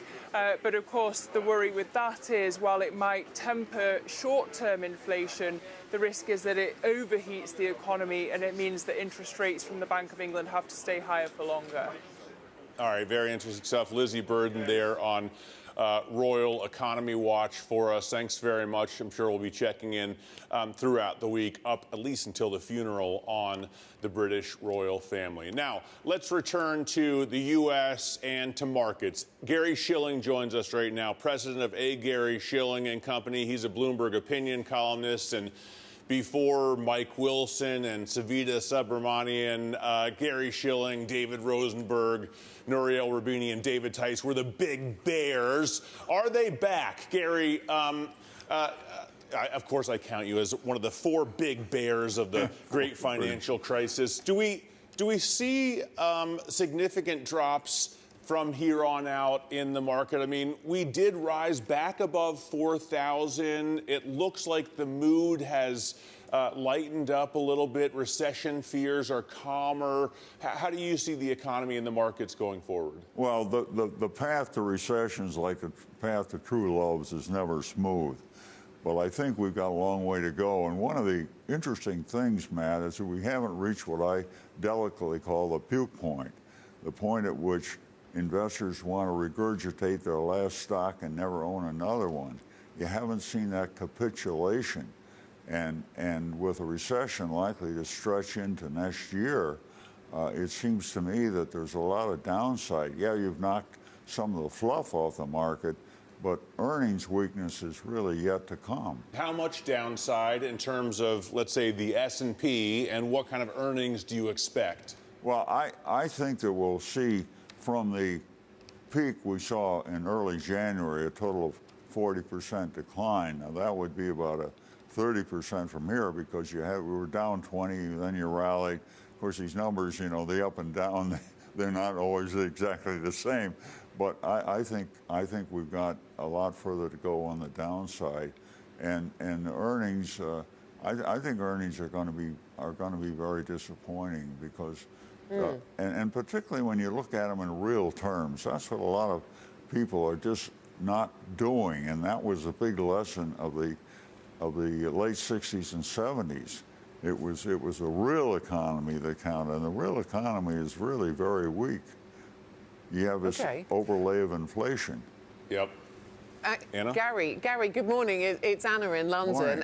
So talking about the earnings story deteriorating, we have faced, up until the last couple of days, a really strong dollar. And some companies were mentioning that last earnings season. Is that going to be something that you're watching out for, the damage caused by the strong dollar? Yeah, I think so. I think we've got a lot of earnings weakness, and you know, again, one of the issues is the dollar. The dollar's strength means that the earnings of U.S. companies, their multinational earnings, are worth a lot less. So that's another factor, and you've got about half the S&P earnings are exposed to the rest of the world. And what do we make of plans to cap all kinds of energy prices, Gary, whether we're talking about oil, the G7, or gas here in Europe? Lots of talk about capping prices. With your years of experience, what do you make of those kinds of conversations? What would that typically do to assets? Well, I think the energy situation is very much in the hands of OPEC Plus, and you don't know what's going to happen there, and with Europe, Ukraine war, and so on and so forth. But it looks like Russia is very definitely using energy as a political weapon, and they're trying to squeeze Europe. I mean, obviously, this is it's a new form of Cold War, and it's a proxy war too. It's got all these elements that we've seen in the entire period from since World War II, fighting proxy wars and doing it with other people. Well, Gary, speaking of the Cold War specifically, I'm a little bit of a history nerd, so bear with me. Back in 1962, we saw a very similar dynamic where you had a lot of gains in the S&P 500 at the time, driven by those growth stocks, only for it to be followed by 9 months of declines. The pivot point, though, was the end of the Cuban Missile Crisis, and I'm wondering if that is a history lesson that can be applied to today. Over the weekend, we heard about Ukraine taking back some more or reclaiming some more of the territory that the Russians had taken over. Is the end of that conflict perhaps the pivot point for stocks globally? Well, if it ended, it certainly would be a big sign of relief. But bear in mind that during the Cuban Missile Crisis, we didn't have a weak economy. We didn't have a recession. We didn't have a Fed that was bound to kill inflation and in the process create a recession. And they virtually told us that. So I think that, yes, there is a relief if you don't have as much in the way of shooting wars and possible escalation. Well, I think it's a very different environment. Gary, a final quick one for you. Your price target and what time we'll get there by? Well, again, you're talking about the S&P? I am, yes. Yeah, again, as I mentioned earlier, I think we'll see from the peak, which I think was January 3rd, we see a total of 40% decline. And that's not unusual for a recession. So I think this is, there's nothing here like the big problem with subprime mortgages to really kill things. But you certainly have imbalances. Housing is one of them. All the speculation that's created by the money coming from the Fed, from the federal government in terms of fiscal policy. We had the rounds, the anti-virus payments. I think there's been a lot of speculation out there, and that's what really needs to get wiped out. Okay, and we'll talk about housing later this hour. Gary, thank you so much for joining us. Gary Schilling of Bloomberg Opinion and, of course, of A. Gary Schilling & Co. Coming up on the programme, Bitcoin gaining today as investors await US inflation data and Ethereum's upgrade. That conversation next. This is Bloomberg.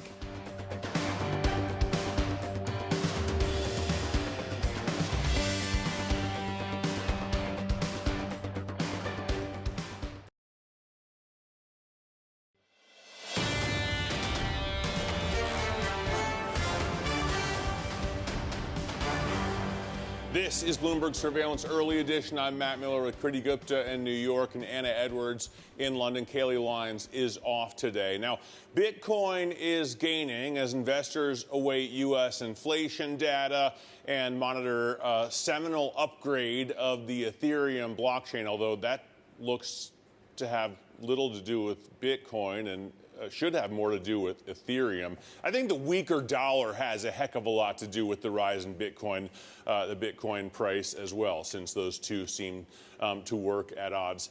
Emily Nicole, Bloomberg crypto reporter, joins us now for more. Let me start with the merge, as it's called. It's this switch from proof of work to proof of stake, and I guess I thought it would drive the price of Ether up. But it doesn't seem to be happening. Is it really affecting Bitcoin? I think it's definitely having an all-around effect on crypto markets. I mean, it's such a major change, especially for the second largest token in the crypto market itself. And so, therefore, any slight thing that could go wrong with that upgrade, any delays that could happen, that'll knock sentiment across the board. And so, yes, Matt, you're right. Bitcoin is quite tied to the S&P 500, for example, and, the strength of the dollar. It is also going to get that kind of wind from other things happening in crypto as well. It's still a cryptocurrency after all. Okay, so how do you work out what's driving crypto at this point then, Emily? If you've got the merge going on, you've also got the dollar moves, and you've got other momentum in risk assets, ongoing hawkishness from the Fed, what's in the driving seat? If we listen to analysts, and we often do at Bloomberg, obviously, they are mainly pointing to the merge as one of the biggest drivers at the minute, but there's also, the ongoing macroeconomic environment. So as you noted, we have the CPI data coming this week. That's definitely hurting Bitcoin more than it might do usually. It had a really big rally at the end of last week, but today it's kind of cooled off a little bit, still in the green, but it's definitely not the 10% spike we saw on Friday. And if you look elsewhere, if we think about how the merge plays into all of this, even Ether, for example, Bitcoin's up today, but Ether is largely flat. And that's because a lot of people are waiting to see what will happen with the merge. The key date to watch is September 15th. That's on Thursday. That's kind of been pointed to as a time when the merge might start seeming a little bit more cemented and confirmed. And so because of that, Ether's spot buying relative to Bitcoin has been relatively low in the last few weeks. Well, you walked us through the details of the merge. Walk us through the details of anything else you might be watching within the Ether space. Yeah, so as I mentioned, we're definitely watching how Ether is performing in spot markets compared to in the futures market. So, for example, if we look at data that we see from K.L.P, which is a blockchain analytics firm, they pointed to the fact that relative to Bitcoin, weekly spot buying for Ether was at its lowest point in over a year last week. Whereas, interest in open futures, that has all been spiking a lot in the last few months. And that's because people are waiting and seeing, they're wanting to know what might happen to Ether in the last few weeks. We've also got the issue of, people have been locking their Ether up in staked positions, waiting for this merge to complete. And as those positions start to unwind when the upgrade process goes through, that'll cause some changes as well. Emily, thanks very much. Bloomberg's Emily Nicole with what's going on in the crypto space. And be sure to watch Bloomberg Crypto. That is every Tuesday, tomorrow then at 1 p.m. New York time with Matt Miller and Kaylee Lines. This is Bloomberg.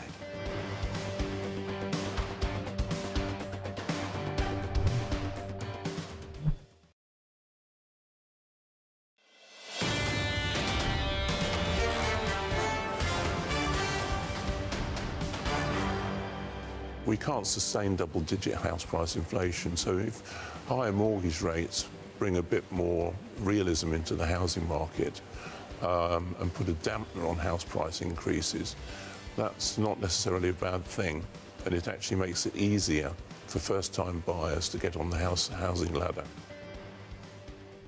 That's Andrew Sentence, of course, Senior Advisor for Cambridge Econometrics and former Bank of England policymaker, speaking about the UK housing market. Let's broaden that conversation from the UK to the global housing market. The world's hottest housing markets are facing a painful reset, with frothy property markets poised for double-digit price declines. That's as soaring borrowing costs squeeze home buyers and property owners alike. For more on our latest Big Take story, we're joined by Neil Callanan, our London Bureau Chief. Neil, we heard there Andrew Sentence talking about the UK dynamic of this, but this is a global story that you've been writing about, driven by higher global rates. Absolutely. So a lot of the property markets that boomed during the pandemic, as central banks cut interest rates, are now facing the consequences of that. As interest rates rise due to higher inflation, those bubbly property markets, which range from Australia to New Zealand to China to the UK to Canada, are all starting to see downturns.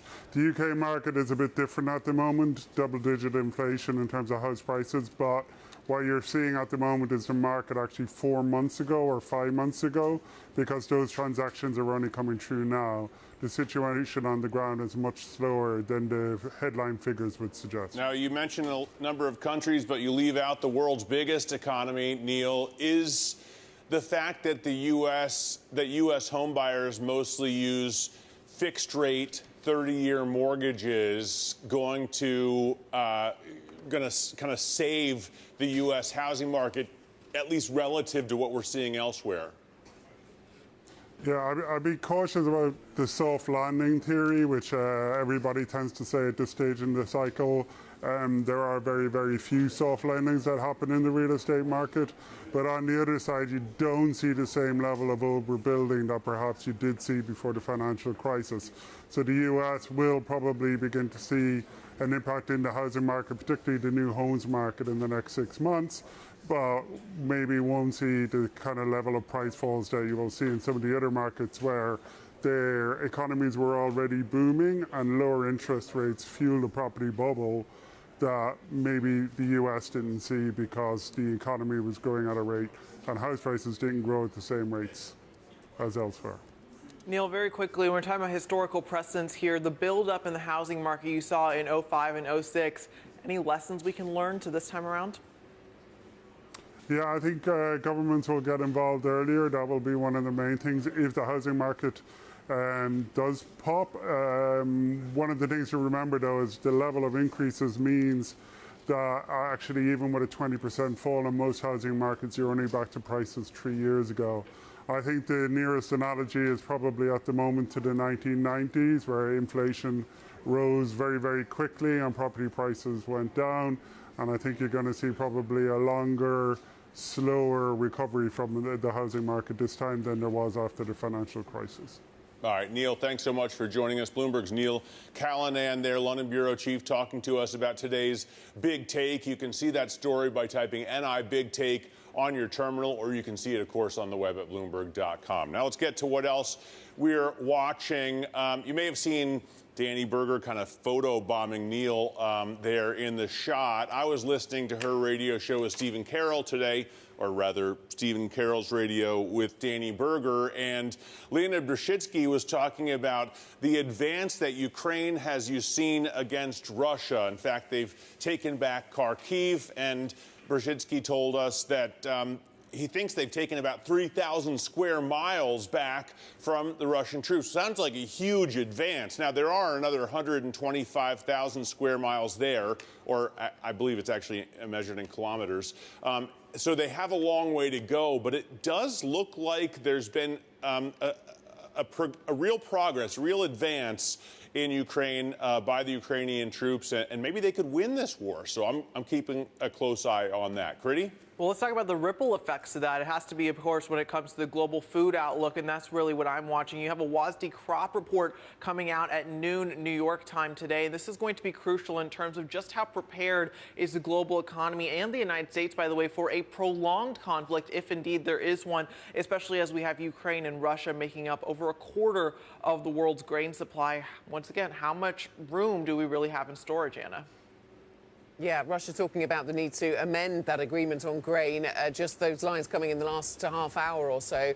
I'm here in London, of course, and the national conversation still dominated by the mourning of Queen Elizabeth II. The final procession of Queen Elizabeth II continues today. The King will fly to Edinburgh a little bit later on today. The Queen's coffin goes from Holyrood House Palace to St Giles Cathedral later on in the week, coming to London. More surveillance is ahead. This is Bloomberg.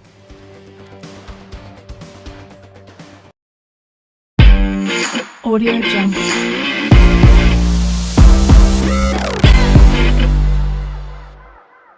Investing in residential real estate is a reliable way to build long-term wealth, but being a landlord isn't easy. Mind uses tech to take the hassle out of managing your rental properties. We handle everything from finding a tenant to collecting rent to making repairs. And you can track your cash flow and earnings on the go with the Mind app. To learn more and get a free rental analysis, visit mind.co. That's MYND.co today. Amazon Business honors Ricardo Gurgel, owner of Veggie Root Tavern. This week, Ricardo saved big and used Amazon Business to help his team buy commercial deep fryers at a quantity discount. Because even veggies can be fried. I'm gonna need 2 orders of fried fiddleheads. With business buying easier than before, Ricardo now uses his extra time to focus on growing something big. Buy smarter, dream bigger. Visit Amazon Business, your partner for smart business buying. Fiddleheads. Yum. Hey everyone, I'm Braden Cruz, your host with Suna Marketing Solutions, where my job is to figure out ways to get you attention. Abel Rodriguez with ARC Outdoorsman, where we are creating and maintaining your outdoor living. Chance Jones with Threaded Industries, where we are a clothing brand built upon giving back. Stone Shoe, Stone Coat Downflow, Seamless Guttering, Got Flow.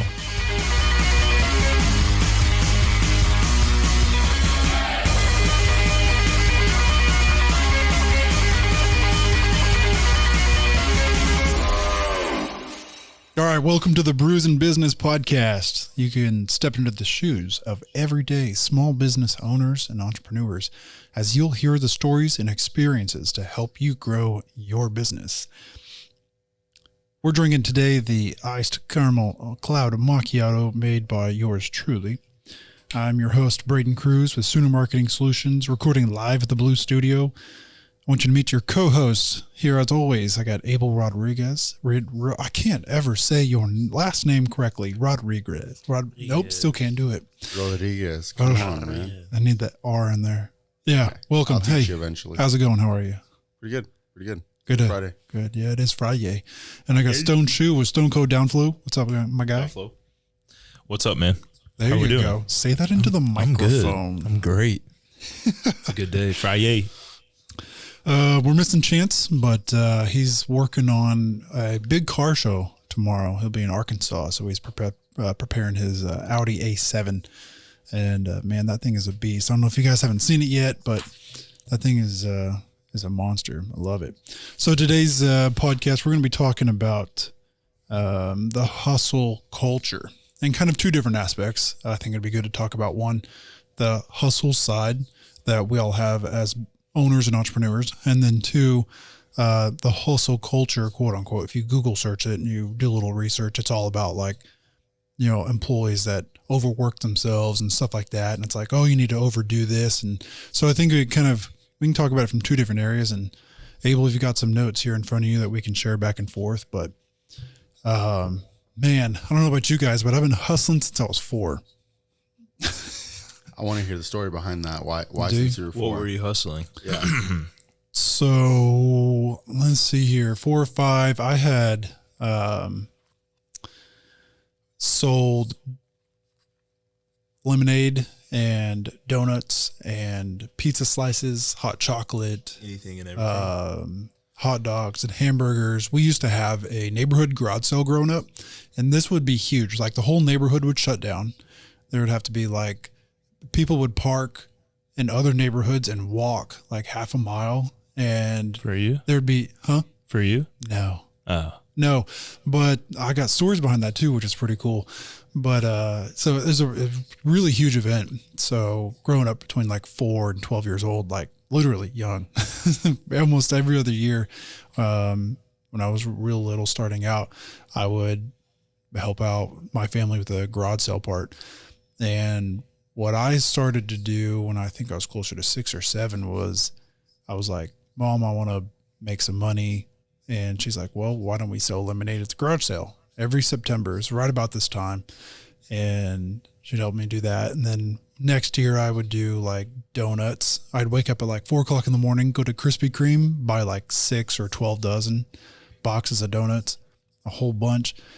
Go to Quick Trip and get one of those thermoses full of like hot chocolate or coffees and sell those in the morning. And then there was some years where I would do that. And then for lunch, I'd sell pizza. I'd order like 12 boxes of pizza and sell pizza by the slice. And some years I would take chalk and I would go from like the entrances of the neighborhoods and I would put on the sidewalk, I'd say, hot chocolate, 50 cents, and put an arrow. And I would do that all the way to my house. That's pretty smart. That's pretty smart. And I think one year I did like little flyer signs. I'd post them up on the light poles and stuff like that. So there's this one story too where I wanted a bird. I don't remember what kind of bird it was, but I went and bought candy bars from like Warehouse Market and then sold them for like $1 and just like knocked on doors and been like, hey, I want a bird. I'm selling candy bars. They're $1. And so I know some people buy like a candy bar and give me $5. I wound up saving up like $60, $75, bought my bird, got everything I needed. There's little things too that I would do, like go and water plants for my neighbor while she was out of town, or I mowed lawns, all that stuff. And I know you're familiar with that, Abel. That's the space that you're in, right? Correct. And actually with you saying that, so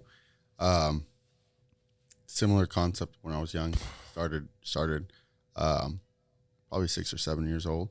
In first grade, if I remember correctly, I used to take candy from the house and I'd sell it to my classmates, because right about that time, I don't remember necessarily who's president, but one of the president's first ladies or whatever decided to take all the vending machines out of a school. And there was like this big assembly over like, hey, by the way, we're getting rid of all the sugary drinks, all the stuff in school.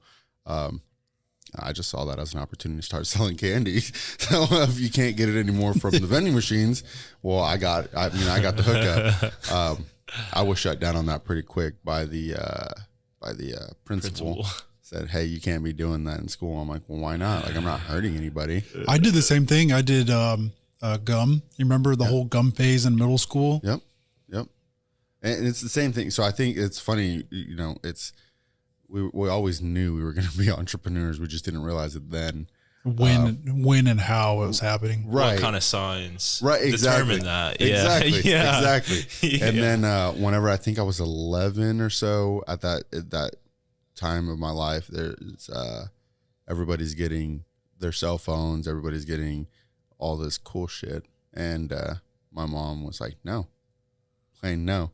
And eventually I convinced her that if I could pay for it, I could have these things. And one of those first things was like, I wanted a phone just like everybody else. So I actually, ARCs is the second iteration for my lawn care and outdoor space. worked, but my younger brother and a friend of mine, my mom owned a store next to like a mobile home park, and we literally would load up a mower and walk down the mobile home park and mow as many houses as we could. And I just wanted to buy a phone. I mean, that's all I wanted. And then, like I said, it just, as Stone said, like all those signals were there. We just didn't realize that you were just trying to buy a bird or get a phone or, whatever. And it's like, as you get older, you start to realize like, yeah, this is much easier than going to work for somebody. Well, not easier, but more rewarding. That's for sure. Yeah. What about you, Stone? I'm sure you've got a similar story. Yeah, I mean, I wasn't really flipping the packs in the elementary days, but I mean, I had always sold through high school. I was getting my money. My parents didn't like it. Right. But I was still, they wouldn't give me anything. It was no handouts. Like, my parents were fortunate. They had everything that I needed, but they were like, you're not getting that shit. But you had to earn the stuff you wanted. Yeah. That wasn't a necessity. Yeah. Like, yeah, for sure. Right. They made you earn it. Really, it was huge for, if I got good grades, I could get everything I wanted. But I didn't get good grades. Right, I was fucking off in school. I had no interest in that shit. So I was like, you know what, I'm going to get my own money. Right. Regardless. And I think you shared it maybe today, maybe yesterday on Facebook of that, like, the kid that was always sleeping or had terrible grades. Yeah, that was today. It probably ends up being a business owner. And it's like, man, that's honestly so true, is because I don't know about you guys, but for me, it's like, well, you don't have good grades. You're not in sports. You're not like, scholarships, pretty well out the window, so it's like, well, what are you going to do? You're going to hustle. You're going to figure it out. And I actually went to college for 4 years, paid for it all. And the reality is it was biggest waste of time, biggest waste of effort. And then that was really, like, I would say my biggest hustle phase, in a sense of, like, as I was younger and realizing what I could accomplish, because I literally put myself through 4 years of college, and that shit's expensive, And then now looking back, I'm like, well, that was a huge waste of resources, waste of energy, but at least I don't have student loans, which at this point would have been forgiven apparently, but either way, like, I didn't get those handouts, and it was that realization of, like, working for someone would have been fine, I think, for me. But the reality is there's that limitation of you're only going to achieve whatever they allow you to achieve. And being a business owner allows you to be creative in how you achieve what it is you want to achieve. Right. Which could be, I mean, a number of things. Really, it could be, and I just happened to choose, well, not choose, it kind of chose me, but landscaping. And it's been phenomenal, really. Did landscaping choose you, or did you choose landscaping? Man, I'm Mexican. It's kind of in the genes. I'm good at it. It hits you and you just take off running. Yeah, that's really all it is. It's what you know. It's what you're best at. That's it. You just run it. You feel comfortable doing it. Yeah, build the confidence. You're like, I can. Any problem you put in front of me, I'm solving it. Because I've been around the people that have done it, and which I think goes back to that hustle of, maybe whenever you started off, you didn't realize you could solve all these problems or that you could do it, but you just said it. You build that confidence, and you're like, you know what, I'm gonna figure it out. Why? Because this is a great opportunity for me, so long as I can keep it going. Which I think, as business owners, that's a lot of the hustle culture comes in to ourselves, self-inflicted, in that aspect of, yeah, I can take that on, even though damn well you don't know how you're gonna take it on. Yeah. But you self-inflicted because you've proven yourself right so many times that I can figure it out. Which, again, as an employee, that's a different mindset. But as a business owner, man, that challenge is something you almost getting it for yourself want. is way different than, nobody that works for you is ever gonna do it like you are. No. Like, you put that project in front of someone, they might fold if they're not doing it for themselves. Right. Now there could be that, every now and again, we get lucky. You come across a yeah, leprechaun. You get that person. Right. But I've got a couple leprechauns. Yeah, I don't know how they do it. You do. And you know, try to instill some good values, you know. And I've got like that, I don't know, hustle, grind, like, you know, do it until the job gets done kind of mentality. Like, we got a job to do, you know. Get it done. Yeah. So how do you, so being that the topic's on hustle culture, you know, the big culture aspect of that, being that it is a culture, it's more or less like putting everything to the side and being so divulged in your business that nothing else matters. I want to know, has there been a time where you realized that has happened and you had to like take a step back and figure it out, realign yourself? Or was there a time where you realized that and you actually like, you know what, I love this. I'm going to dig deeper into this right now. I'm curious to hear if either of you have had instances like that. Yeah. I mean, me recently, I was hustling that I didn't think I could hustle. And then it was just everything else outside of business was just falling to shambles. Like, I saved it, but I had to throw up my parachute and just, you know, let the business breathe and not have to hustle so hard, because quality of life and family and, you know, home, you got to take care of your home. And yeah, it was just too much. So I don't know. I feel like it comes in waves, you know. That's what I was thinking too. You have a mindset. Sprints. Yeah, you have a mindset, and then, you know, you have your goals, and sometimes the mindset, it's where discipline comes into play. But, you know, you have your mindset, and some days you wake up and it's just like, you know, maybe I do need to spend more time with my family. You know, maybe I should lay off the hustle a little bit and try and keep things at least cordial for me. I mean, shit. Well, and at the same time, it's like, why are we doing all this? Yeah. I feel like to one day have some freedom. That's it. Right. That's exactly I mean, at the end of the say. day, I mean, it's going to take years to put in the work, you know, but. And we're full and aware of that. Given. And you have to put But then I also feel like, you know, to some degree, like I still have the freedom to decide what am I okay. Again, I say to some degree, decide what I'm going to do today. You know, if I need to take care of my boys in the morning and show up late at 9 o'clock and my schedule allows for that, I can do that. So I think in the aspect when you talk about freedom, you don't necessarily mean that, oh yeah, I'm going to go work on the beach today and take off for the next 2 weeks and hopefully still have a paycheck, right? Or make a profit or whatever. But I think, yeah, it's definitely nice to kind of have that freedom. But yeah, control of your schedule. Yeah. Like, you don't have to answer the phone if you don't want to, you know. But I still have to. But you should hire someone. You have to, yeah, you have to. But I mean, me, sometimes I'm just like, I'll get to you later. Right, because you're not in that mental state. Exactly. Right. Exactly. And you know, I think with that, it's the industries have a lot to do with that. Sometimes, you know, if you're in the middle of working, in the middle of that physical job, it's like, but I don't have the mental capacity to retain whatever it is I need to talk to you about. Yeah. Like, so you have to wait, take your little break, and then you're like, all right, I got to call my, and then you get into a whole different mindset. Yeah. That you're like, now you're like, all right, well, now I need to make a bunch of callbacks. I need to touch base with people. I need to, you know, it's just that shift of that mindset. Yeah. But talking on the whole aspect of, like you said, throwing your parachute, you know, in the past. So I had an instance about a year ago where I actually had a full-blown mental breakdown. I don't necessarily remember what happened, but I was in a state where I was trying to grind a little harder and not necessarily working more hours or doing anything, but I was putting myself in a lot of uncomfortable positions.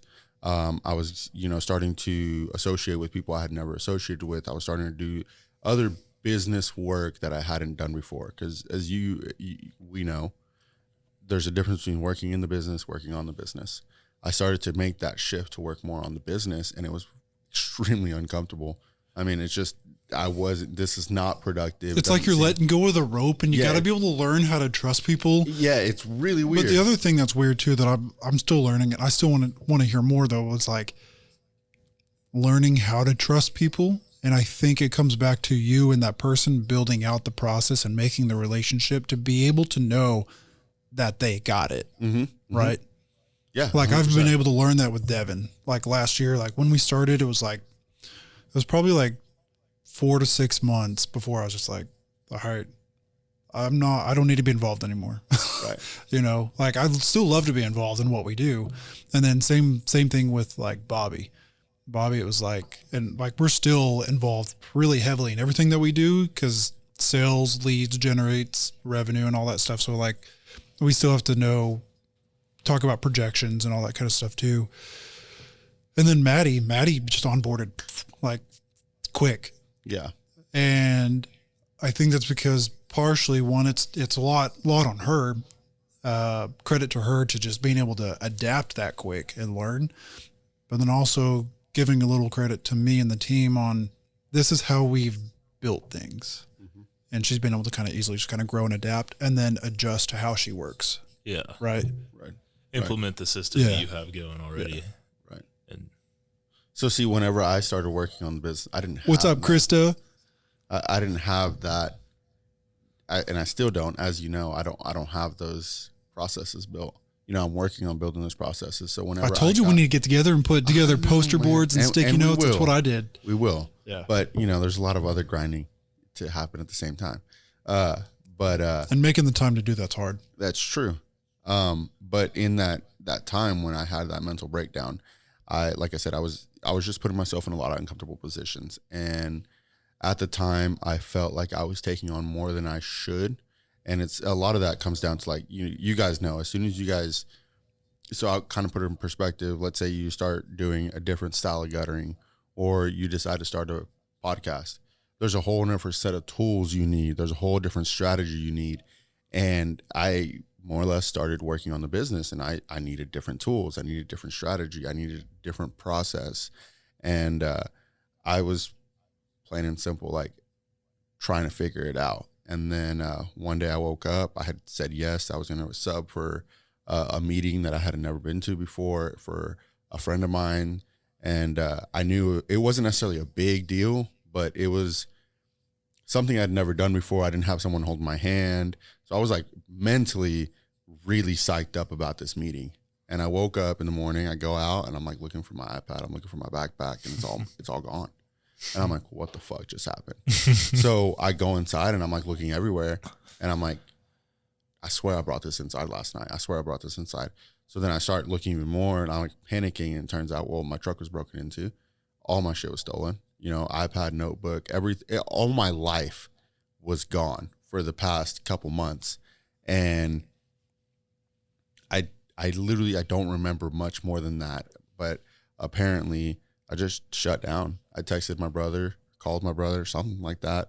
And I was like, hey, I'm not going to be in. Like, I don't know what just happened. Like, I can't function.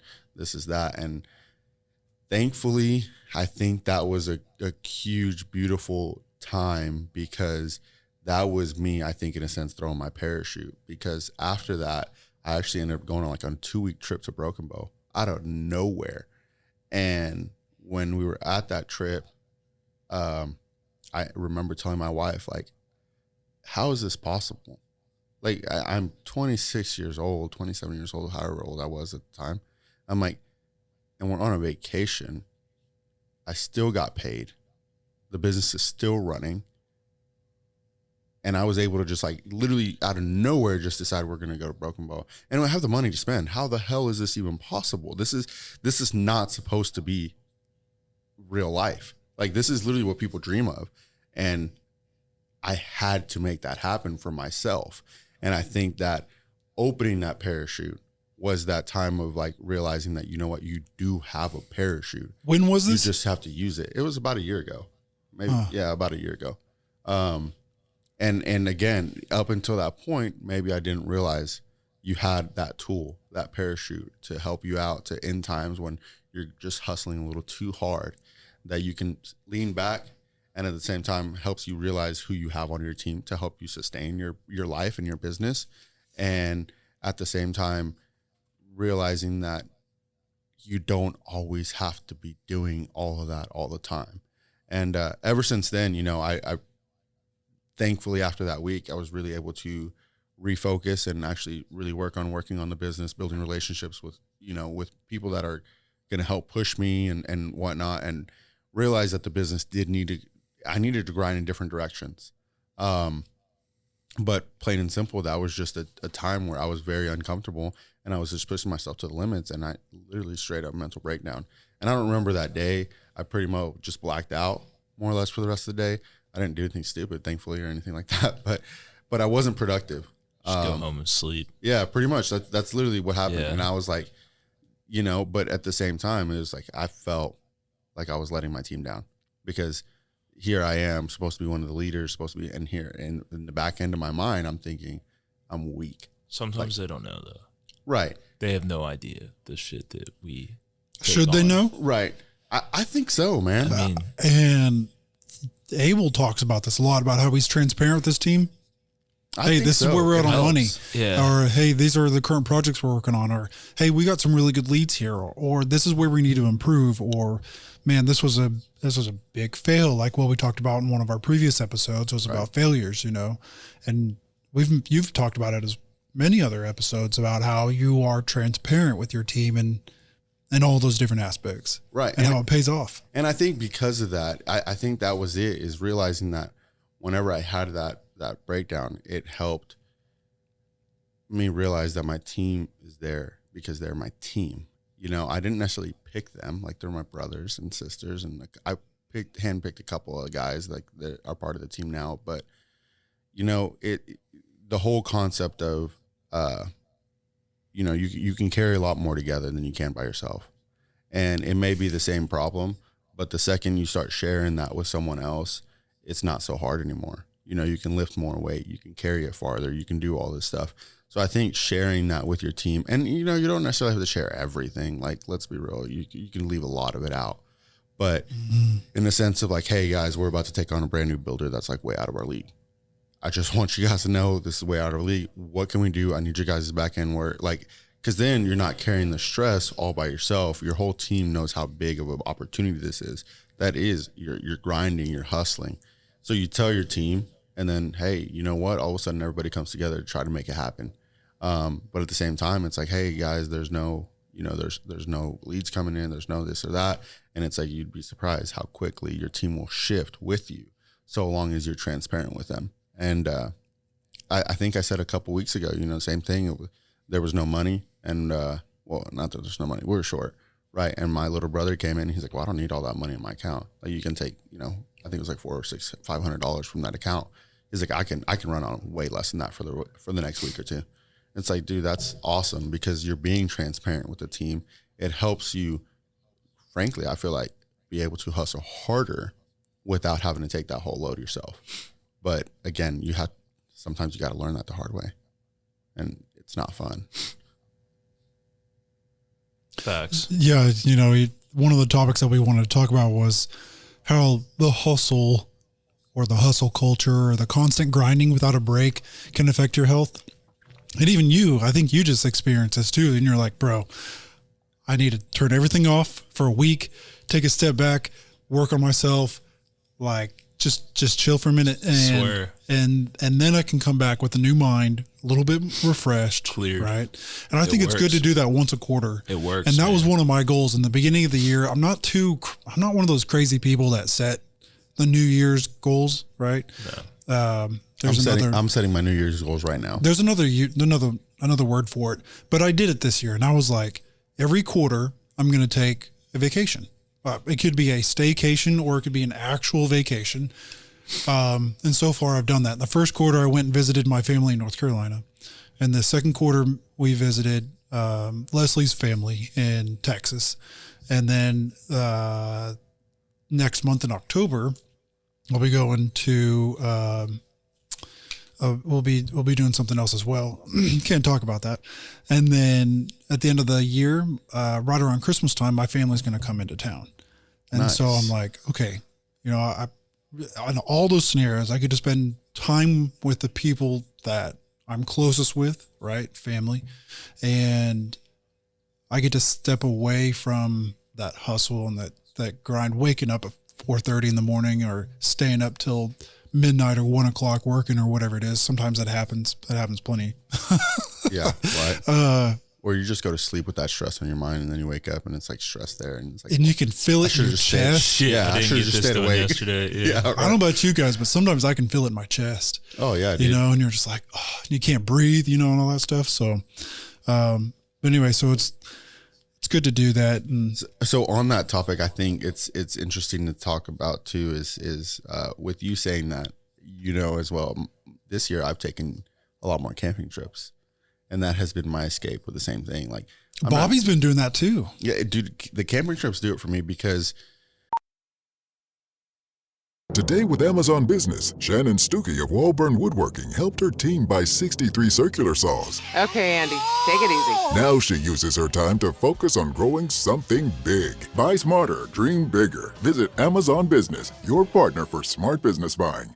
You know, we're the hustle culture. That was hard. I think that's more like an America thing, right? Like we in America tend to feel that way. But the reality is, if you look at the way we were designed as human beings, we're just a bunch of animals. Like, that's just the reality. Maybe a little bit complex, but we're animals. And animals are happy and most productive in the wild, in nature, just raw, no electronics around. And camping has been a saving grace for me this year, because whenever I'm out camping, the phone gets turned off or it dies, one or the other. But either way, there's usually very minimal technology. And then you're just surrounded by beautiful, clean air, beautiful nature. And it just reconnects you to the fact of, like, you know what? I don't get to slow down and enjoy what we actually are around. You know, even though Stone and I were outside in the elements, like more often than maybe you, because you work in an office, like that's your realm. But most of the time you're working, you're not just enjoying. Like he says, it's hot outside, right? Like it is hot outside. But the reality is when you're camping, hell yeah, it's hot outside. Let's go swimming. Like it's different, you know, it's just that's been one of the things that I've taken personally to try to disconnect and realign. And then, like I said, I think a lot of that is trying to keep your sanity and keep your health in check. Don't spin out. Right. Try not to spin out. Man, breaks are huge. So I've got some suggestions that may point some people in the right direction to kind of help maybe reset when they're kind of hitting that breaking point and they're hustling over the edge. Keep track of your energy levels. Sometimes we don't even know when our life is out of balance. It encourages us to judge our days based upon how much we've done rather than how we truly feel. Would you agree with that? I think yes. I talked to you about this yesterday, you know, like the whole day I felt terrible because, you know, business, plain and simple. We'll just keep it simple. Yeah, we'll just keep it simple, business. And then at the end of the day, what happened? You know, I got a phone call that just made my whole day of like, you know what? My energy level wasn't there because that whole stress of business. But in the grand scheme of things, it you realign what you're focused on, and all of a sudden you're like reinvigorated. You know, all of a sudden I get that phone call. I'm like, you know what? I can smash these 2 bits out real quick before I head home. And it makes a difference. Another recommendation is to schedule your rest days and hobby time. So if you're used to being consistently busy and you aren't intentional about blocking out some space for self-care, your to-do list will continue to consume your time. You know, it'll just eat you alive. What do you do there? I try to, what I call is like close out my brain. So I've got a list of shit that I generally kind of overview of what I'm doing through the week, and it always sits on my desk and I'm always looking at it.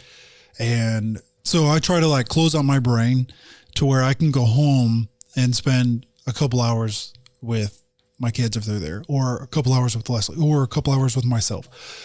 Got to do laundry, got to do dishes, got to take care of the dogs, got to take them to do stuff. I got to clean my truck. I got to organize this. Oh, I got to prep for that, you know? And I'm like, sometimes I feel guilty in 2 ways. I feel guilty, like, one, I don't spend enough time with myself, just, I don't know, doing whatever hobby I feel like doing.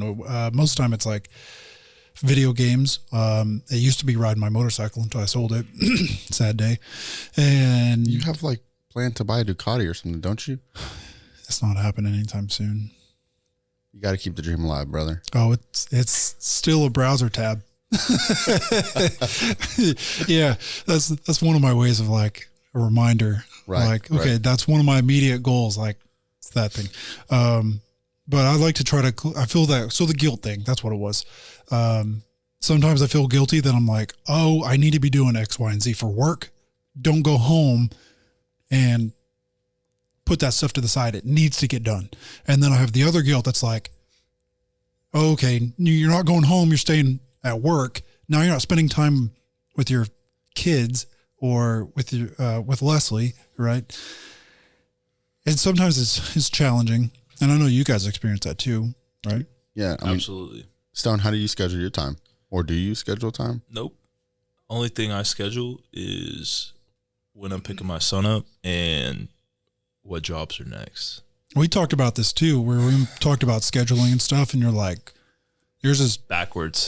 Yeah, like, just depends on, obviously my leads come in and I'm just like, I'll book my week, I'll give myself time.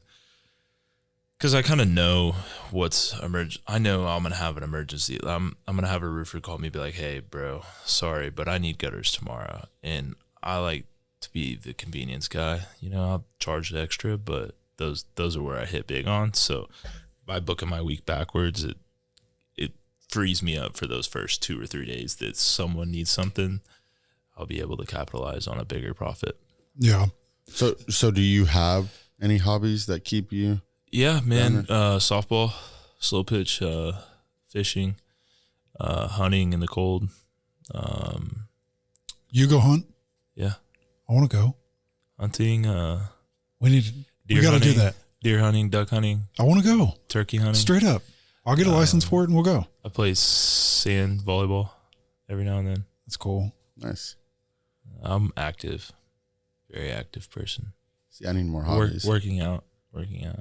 Oh yeah, the gym is one of my hobbies too. The gym at the house is huge. So another helpful tip is to define what success looks like to you. And to me, it's like, okay, the next level of success in my personal is like, I want that Ducati or that new motorcycle or whatever it is, right? It can be material or it could be something bigger. I try not to let materialistic define success. But at the same time, that that matches your mindset. Your lifestyle is going to match your mindset, and it's tangible. Yeah, exactly. Right? So how what you carry yourself with, everything that you've got with you materialistically. I mean, it builds you a confidence. It makes you want to work harder. You want more. You want to obtain more. You want to be more. You want to look better, feel better. So, like, one of my versions of success was planning a 1 week vacation every quarter throughout this year. If I complete that by the end of this year, I will have felt successful in that area. Right. So there's multiple ways to define success, right? Yeah. Everyone places it on material items. Do you have a Lamborghini yet? Okay, you're not successful. Do you have 20 employees? Okay, you're not successful. Right. I look up to you a lot and I'm like, oh man, this guy's got 20 employees. Like, he's making it. Yeah, right. Yeah, right. But we're making, and you said it best too, we're making it in different ways. And one of the great things that I love about doing this consistently is allowing us to network with each other, to learn how each other works, and to be able to network with other people too. Like if we bring them in as a guest or something too, we can learn their perspective on things. Like Nathan Sweats with the Anthem companies, and the last episode was a really good one. Mm-hmm. He said a lot of really great stuff, and he went from having 8 companies now down to 3 over a period of 20 years, something like that. Mm-hmm. So you can't really scale your success with other people's success though, because that's where you'll fuck yourself up straight up. Compare. Yes. Yeah. Fuck yourself. So, up. Hey, they're here. I need to be there in order to be successful. Yeah. No. So that's one thing too that I've learned over the years. And it's like, set your own levels of success of where you want to be, So I think a lot of that, Stone said he tries not to attach his success to materialistic things. And I learned that the hard way. I think I had a car before that was my measure of success at the time. And I was going to build this car to be XYZ, blah, blah, blah, blah. And I achieved it, or at least got close enough. You know, once you start building a race car, you start to realize how fucking expensive they are. Yeah, shoot. But I achieved what I wanted to achieve. And when it was done, I was like, okay, now what? You know, I had spent all this money, I had spent all this time, and I think I took it out 3-4 times maybe, and I beat the crap out of it. And it was fun. But then what? Like there was just no real happiness to it, you know? And then I sold it and, you know, lost a ton of money on that car and blah, blah, blah. It was great. It's a great story of my life. But the reality is that success didn't last. And I think the reason of it being is it serves such a superficial success, like such a superficial endorphin or whatever the hell you want to call it, right? Instant gratification. Right, exactly. It's just it not last. there. It's temporary. Right. You'll burn out on it. Exactly. It doesn't really actually mean, you know, anything. It's catchy, like you want to jump to it, but then apply it that. lasts so long. Apply what you just said to an example. So, well, again, with that, that's kind of where I was going, is like, so my goal now, my big success goal, which again, I don't measure this with anybody, but my big success measure would be to be, I'm going to be financially free by the age of 35. Everybody tells me that's impossible. And I'm like, well, maybe for you, but that's going to happen for me. And why? Because that's my level of success, that I have figured out that at 35, if I'm able to do that, that leaves me like half of my life to focus on other people, which at that point can be whatever it is. Like if I want to help somebody build a race car, well, guess what? I'm helping someone do it. At that point, I'm not necessarily working on work all the time. But again, with that, there's no materialistic aspect to it. There's two ways to achieve that financial freedom: increase your income, lower your expenses. Neither one of those is going to actually provide me anything. And by financially free by 35 doesn't mean I need to be living in a mansion. Like, just give me a nice little house my family can live in, please, a garage, a decent yard. But it doesn't have to be huge. It just needs to be enough to make me happy. Now, on a materialistic level, which I think as humans, we have both. We have that tendency to need, to need both. But right now, we just got my wife her car, right? That's a huge stress. Awesome. Wonderful. But on the back end, we were talking about this earlier, my family needs a bigger house. So on a material aspect, it's like, well, now I need to find a house for my family. I think you explained this pretty well. Right. Well, and on the back end thing is that dream is still with that house, because so everybody, not everybody, a lot of people my age, they're buying their houses and they're thinking, okay, this is my dream house, so I'm going to be here for 10, 15 years. This is blah, blah, blah. Like, no, my family needs a bigger house, but the bigger house has to be able to cash flow and make money within 2 years. I'm going to move out and buy another house. I'm going to do the exact same thing, because I'm simultaneously working two things. I'm working my business, and I'm slowly going to build a real estate portfolio that will help build me that cash flow and that financial freedom by the time I'm 35. Leslie and I have talked about doing that. You should. Moving into a house May or June next summer, living in it for a couple of years, maybe fixing up a few things, or just, hanging out in it, and then moving out, right? Selling it, or keeping it and renting it. Right. Right. Well, and that's the thing. Yeah. We would keep it and rent it. And like I said, it's just that realistic aspect of there's always a materialistic attachment to some sort of success. We're always in habit that, hey, that new truck or set of wheels or a bike or whatever. Right. But there has to be a bigger something that drives you. And again, sometimes that bigger something, not sometimes, let's be real, we live in this world, that something is always going to somehow monetarily be attached to some level of money. You just have to realize that if you hit 60 grand, okay, it's going to leave you a certain level of happiness. Yeah. But now you're going to want 100. The chase. Right. Now you're going to want 100. The chase is you're never catching the chase. Exactly. Yeah. Versus if you restructure that mindset of, hey, I want to be financially free, there's no monetary value to that at all. Yeah. My success can change so long as by the age of 35, I'm no longer chasing that dollar. I'm chasing the experience. I'm chasing like I've always had this dream that I was going to change the world. I don't know how, but like that at the age of 35, if I can hit that, I can focus on changing the world. Yeah, you don't change it in one day. I think I've heard the difference. It's impacts, right? You know, right. You leave people feeling better before they came in the room, exactly. Than when they walk out. You know, that's the impact. Those little ones add up. They add up, and then that materialistic thing is gone. Like that, it doesn't mean anything. Yeah. Sorry, I didn't mean to keep rambling. Oh, no. Appreciate it. You always tell good stories. Oh, man. And good insights. Instagram loves you, bro. Oh, I appreciate that, Instagram. By the way, I'm going to get off social media again because of you guys. No, I'm just kidding.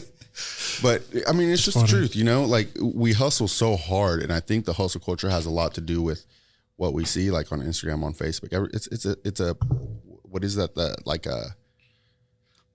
you know, like a winning reels or the highlight show or whatever of our lives. But it's like the reality of it is that's not everyday life. Yeah, it's not everyday life, you know, and doesn't show the process. It doesn't. Exactly. I wouldn't even say it shows the outcome. It really just shows a false narrative outcome, you know. I like that. Because you're still having to put in work after the post or after you flex it. I mean, there's still stuff you have to do in order to maintain what you just proved to like, people. Oh, I got the new truck. Yeah, like, okay. But I still got to make that payment every month, and that's stressful. Exactly. You know, like that truck means nothing, but everybody sees it like, oh, got a new truck. Oh, that's awesome. Nice. Yeah, you're making money, and it's like the stress to pay that truck every month. Yeah. Dude, I saw a landscaping company that was hauling a trailer about the size of yours, and he was driving a Chevy 3500 dually. And I was like, that's a brand new truck. That's a pretty payment, right? So just because you see that and you're like, man, that's a nice new truck or whatever, doesn't necessarily mean. Doesn't mean anything. What's in the trailer? Right. That's what I ask. I mean, I want to know what's in the trailer. Fuck the truck. Let's see what you got in the trailer. And you know, it's funny because all my shit is loaded down. Like, I mean, obviously my nice trailer is cool, looks great on the outside, the inside's good, but on my other trailers, they're kind of jank, but it's what's inside them. Right, it's what's inside the trailer. I think that's a great way to put it because it's the same thing on our end. Like sometimes you need that newer truck, you need that bigger truck, and let's be real, banks are going to loan you $60,000 on a newer truck at a 3% interest, maybe 4% interest all day long. Not even like you walk in and they'll gladly give it to you. Here you go. Now, if you walk in and you try to buy a $5,000, $10,000 truck, well, here's a 30% interest loan. And it's like, what the hell? Like, it doesn't make any sense.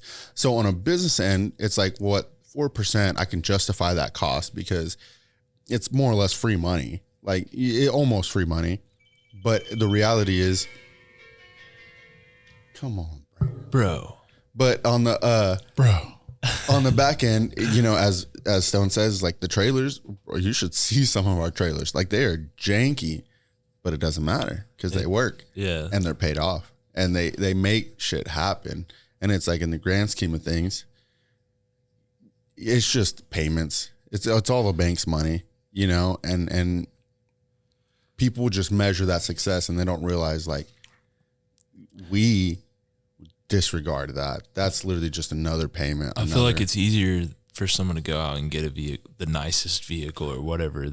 Somehow the dealership or whoever will bend backwards in order to get you in that vehicle. But if it's to get a loan for like 2 Skags and a brand new trailer, it's not teeth. Dude, it's not fucking happening. Pulling teeth. It really is. Yeah, like it makes no sense. A business loan is damn near impossible to get, but then you know you got your but I could go I could go buy an $80,000-$60,000 truck. Yeah, no problem. No way. With hell you can afford. Let's say I went and applied for that truck. Let's say I make $65,000 a year, same price as the truck. They'd be like, okay, but let's say my business does, or let's put in a scenario of $500,000, and I want a $50,000 loan. They're like, I don't know. Do you have your W-2s? Do you have K-1s for the last 3 years? We're going to need to see the big picture here. I'm like, what? Are you serious? And they're dead serious. Yeah, right. Like, and it makes no sense. It really doesn't, but it does. I get it because there's no collateral on it, right? Because they can come and take the truck and then go off and auction it and sell it and get their money back. So, if they just give you $50K, what are they going to use as collateral, right? Your office stuff? Well, see, so like on my end, like, yeah, and I don't know your guys' end, but I mean, I have collateral. We have equipment that's paid off. We have equipment that's worth something, but I think it comes down to a truck is going to be easier to sell to the consumer than it would be equipment. So like my mowers, bro, there's no way in hell an average consumer is going to buy my $14,000 mower. It's not. It's going to need to be another landscape company or somebody else starting that. So the niche to sell that is a lot harder. Whereas you sell a truck, it could literally be Joe Blow down the street that just wants a truck, and he's going to see, well, that's a good deal on a truck. Let's go buy that one. And it's like he didn't see that that's like a work truck, and it's different. It's harder to sell the equipment. Wants are easier to fulfill than needs. Right, exactly. That's exactly it. Yeah. Whereas, again, a lot more people want shit than actually need it. Right. So you're going to have people buy it. And banks know that. I mean, come on, they study. I don't know, but I feel like they probably study psychology quite a bit and study people to figure out where the best areas to loan money and whatnot, because obviously they're holding a risk. Well, and also too, not every bank wants to have the same level of risk. So like some banks or some financial institutions, they'll want to have more car loans, and one was going to have more home loans, and one's going to have more of this, right? So just because you go to a bank and they tell you no doesn't mean no. But then there goes the idea of going barking up trees until one drops an apple. Yeah, but aren't we hustling? Yeah. Sometimes you got to go barking up all the trees. Yeah. I mean, Sometimes. But again, wintertime for me, that's when I have to go bark up the tree. Is it really? Oh, yeah. Because wintertime is brutal. Wintertime, you're fighting to keep your head above water for us. Is there anything that you can do when it comes to icicles and repair on gutters?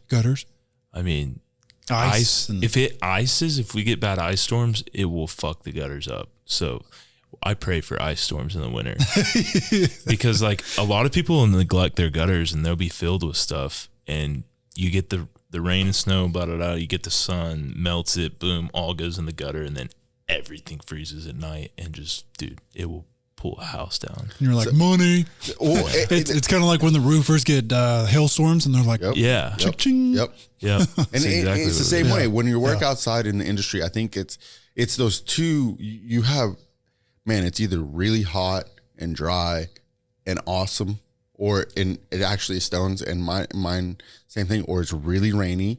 Like those are good times. Or it's really cold. Or it's really cold and snowy, and because for us, man, if it's under 30, 35 degrees, we try not to plant anything. You can't glue irrigations. You can't caulk. You can't, like, there's so much you can't do because the product just doesn't work. I can't run gutter under 40. Okay, exactly. Because the machine you'll form it, and then expansion, and then boom, you'll be back out in the summertime replacing it because it's all wavy. Right. See, so on my aspect, I can't do any of that. But on the flip side, if it snows, oh man, let's get shovel. Let's get it. I mean, all our equipment's out working. You're literally working overnight, hours after hours. You got crews shifting to run 24 hours a day. Now it's expensive because then your equipment takes a beating, but you take it as you can. And I think that goes back to like our topic of the hustle. Like sometimes you don't get an option when to hustle. Sometimes it's either you hustle now or you're going to drown. Take advantage. Seize the moment. I think that's a good takeaway point too for this. Mm-hmm. Say it one more time. Seize the moment. Sometimes you don't have an option when to grind, when to hustle. You just got to go after it. Yes, sir. It's just plain and simple. Yeah. Don't neglect the calling. Well, guys, we're wrapping up right about 3:28 here. It's been a good episode here. I was at first, when we came up with this hustle culture idea, or I guess when I did, I was kind of like, I don't know what we're really going to talk about. And then we had a few conversations, did a little research, and I don't know, come back to the original point of why we have Brews in Business and why we're talking about telling stories and giving examples and being vulnerable, right? That's the whole point. Seeing if other people can relate and having conversations. And so we go live on the Blue Studio Instagram today. The last few times we've gone live on Blue Studio Facebook page, but I think that we're going to like Instagram a little bit better. Yeah, because we could all tie in together. Because we can all tie in. Yeah, and you can see different perspectives here. And I think that is so freaking cool. Yeah, yeah, for sure. And so if you guys have any questions at any point in time for us, you can send us a message, and I'll be sure to tag all you guys in the YouTube video that'll go out in the next week. So if you guys missed out on today's episode and you want to catch back up on what happened earlier on, you can find that on the Sooner Marketing Solutions YouTube channel under the Brews and Business Podcast playlist. And if you guys, like I said, have questions, you can send us, any one of us, a direct message or send me an email, and I can relay that to them, and then we can bring that up on our next podcast episode. So I'd like to get some people involved. Yeah, I want to make a point. Kind of going along with that is, man, I think we're built on trying to be vulnerable, trying to be honest about our businesses. So, a big shout out goes to any small business owner. You just got a question, man, that you wish somebody would just answer, plain and simple. Sometimes the answer is not, what is it? MX plus B equals Y. Like, and we may not have the perfect answer for it, but we're at least, another set of brains that can share an opinion or a different viewpoint that's from outside your perspective, right? Absolutely. It's huge. Yeah. I have a couple people that I lean to whenever, stuff isn't going my way. You kind of go, you talk with them, you get some, they give you that knowledge. Sometimes people have been through what you've been through. Getting that. And maybe they haven't just yet. And that reassurance, man. That reassurance is huge, For sure. Everyone needs it. Oh, absolutely. And just sometimes you just need to bitch with each other. Yeah. You and I had, we're kind of talking all week, but then some comes in, just like a couple hours ago, right before we started. And it's like, well, shit, you've literally been in the exact same shoes as we have for the last couple of days. And it's like, man, thank God it's Friday. Dude, no shit. Like, it feels good. TGIF. I saw a picture the other day that said, how did we go from August 1st to August 26th in 2 days? And I was like, no shit, dude. How did we get here so fast? I already feel like Christmas is going to be next week. That's a scary time for us. So I hope not. Thank you for joining the Brews and Business podcast. We're going to go live next Friday. We usually go live every Friday about 1 or 2 o'clock, sometime in the afternoon. Follow the page, and we're going to do a little bit better job at posting ahead of time, something to give you a warning on what time we're going to be going live and stuff, and the topics or topic that we're going to discuss. So stay posted. We'll talk to you guys next Friday. Thanks, guys. Introducing the Planet Fitness Guide to getting that post-workout glow. Step 1. What's your why?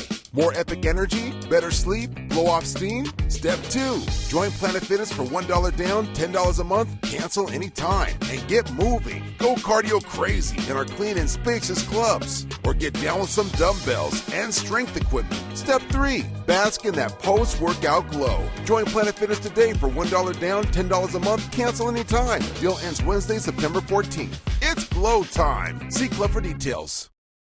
In the wee hours of the night, when everyone else is fast asleep, you're the one on third shift, burning the midnight oil. When a part fails and everything comes to a grinding halt, regardless of what the clock on the wall says, you leap into action. Grainger is with you and all the ones who get it done. With 24/7 customer support by phone or click to chat. Call, click Grainger.com, or just stop by.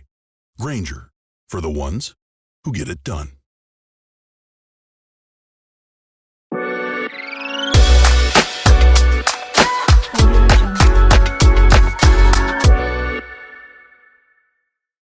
Hi, welcome. This is Dr. John DeMartini. This is one of the most amazing and inspiring shows that you can listen into. If you want to be on the edge of your seats, if you want to open up your heart, if you want to expand your mind, and you want to meet incredible people, stay tuned, because you're just about to experience a transformative radio show that will change your life. And you're listening to the Dr. Pat Show that's coming up right next. Welcome to the Dr. Pat Show. Talk radio to thrive by. Powerful, inspiring, and coming to you live, bringing you stories of people like you and me, busting through and living life full out. Get ready to dare to wonder what your life would be like if you knew you could not fail. Hey, everybody, welcome. It's so great to have all of you tune us in and turn us on. We got a fabulous show for you today. I have to say, Benny, I'm still getting used to the new time spot, but I'm kind of loving it. You know, do you feel me right there? Oh, and I've done it for 20 years. And so you'll eventually slide right in and it'll be just like, the back of your hand. No problems. Easy peasy. Yeah. Let's ask Jacob. Hey, Jacob, how you feel about the new time slot, right? Kind of gets you moving early. You guys take kind of the hard stuff, so I can kind of sit back and just enjoy the show. So it's a great way to start my day. Oh, my gosh. Don't you just love that? Well, I'll tell you, both of you fasten your seatbelts because we have a fabulous guest. I want to thank you all for tuning us in, turning us on here for this time spot. And I promise you, we have quite a bit that we're planning for you and with this flagship station. And today's show is the beginning of that. When I think about people that make choices in their lives, and they make these choices from a combination of, and this is my language, mind, body, and soul. And you look at your life and you're well accomplished. You've got all the credentials. You know what you're doing in life. But if you heard my story, that wasn't going to be it. Even though you do all the things society wants you to do, somewhere along the way, you discover something in your heart. And when you discover that something in your heart, it is very, very difficult to carve out a pathway that doesn't come from there. Today, I want you to meet an amazing woman. Dr. Vijaya Nair joining me here today. Amazing woman, amazing doctor. And when you think and hear what she has to say, I challenge you not to be energized. I challenge you not to be able to step up and say to yourself, I am going to do what I need to do to understand the absolutely just debilitating aspect of stress and anxiety. And if you're who she is, Harvard and Columbia University, trained physician, transformational health and business coach, medical researcher, best-selling author, international speaker, and hopefully a regular on our network, you will discover that this is not a conversation that she takes lightly, but she does take a light approach to it. She has taught visualization, guided imagery, all of these things you've heard about. But what is it she has learned from this journey beyond the credentials, beyond the degree? That's what you're going to hear today. In addition to understanding that today, the 3 pillars to transform stress into power, freedom, and balance, the way to do that is within you. It's within you. But what is it she's done to discover that for herself? It's so great, Dr. Vijaya. Dr. Vijaya, thank you for joining me here today. It's so good to have you here. It's so fun to be on your show, Dr. Pat. It's such an honor. May I call you Pat? Yeah, Benny calls me Ping Pong Panny. Jay is good. Look, the point is, see, what you and I have learned is something interesting, isn't it? Yes. We've kind of learned, we've got credentials. We've done things, but boy, we've learned from experiences. I want to start out with a question I've been asking people for 20 years. First of all, thank you for doing what you do, because the world needs this now more than they ever had. I thought maybe we needed it in 2007 and 8, but I look at this now. We don't even have the medical research yet all available to us to see what the full impact is. But I got to ask you this question. outside of you and I being closeted ping pong players, I would love to know, here you are today. I barely scratched the surface on what you do. What were some of the challenges? What were some of the obstacles? What did you have to overcome to get you right here now?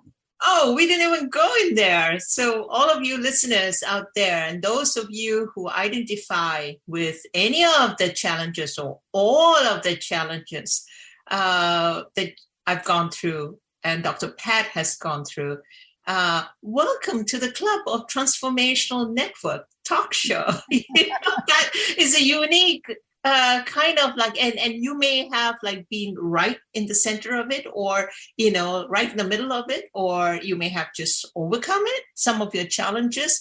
But I hate to tell people this, that there is 10,000 challenges ahead of us, and it's like what's going out there, it's not as bad as what you have gone through and the lessons you have learned. And so what are the challenges I have? Oh, like diagnosed with 2 cancers, about to lose my children, 3 kids, lose my job, didn't get a visa in time, to stay in the United States. What else can go? Oh, didn't have insurance, no money. Anybody who wants to talk about any of these challenges, there is. Today's talk will just bring you how to transform your immense stress, because that was what I was going through. You can have all the credentials in the world, but I realized, and sometime in the show here, and I'll say, I only had one major problem.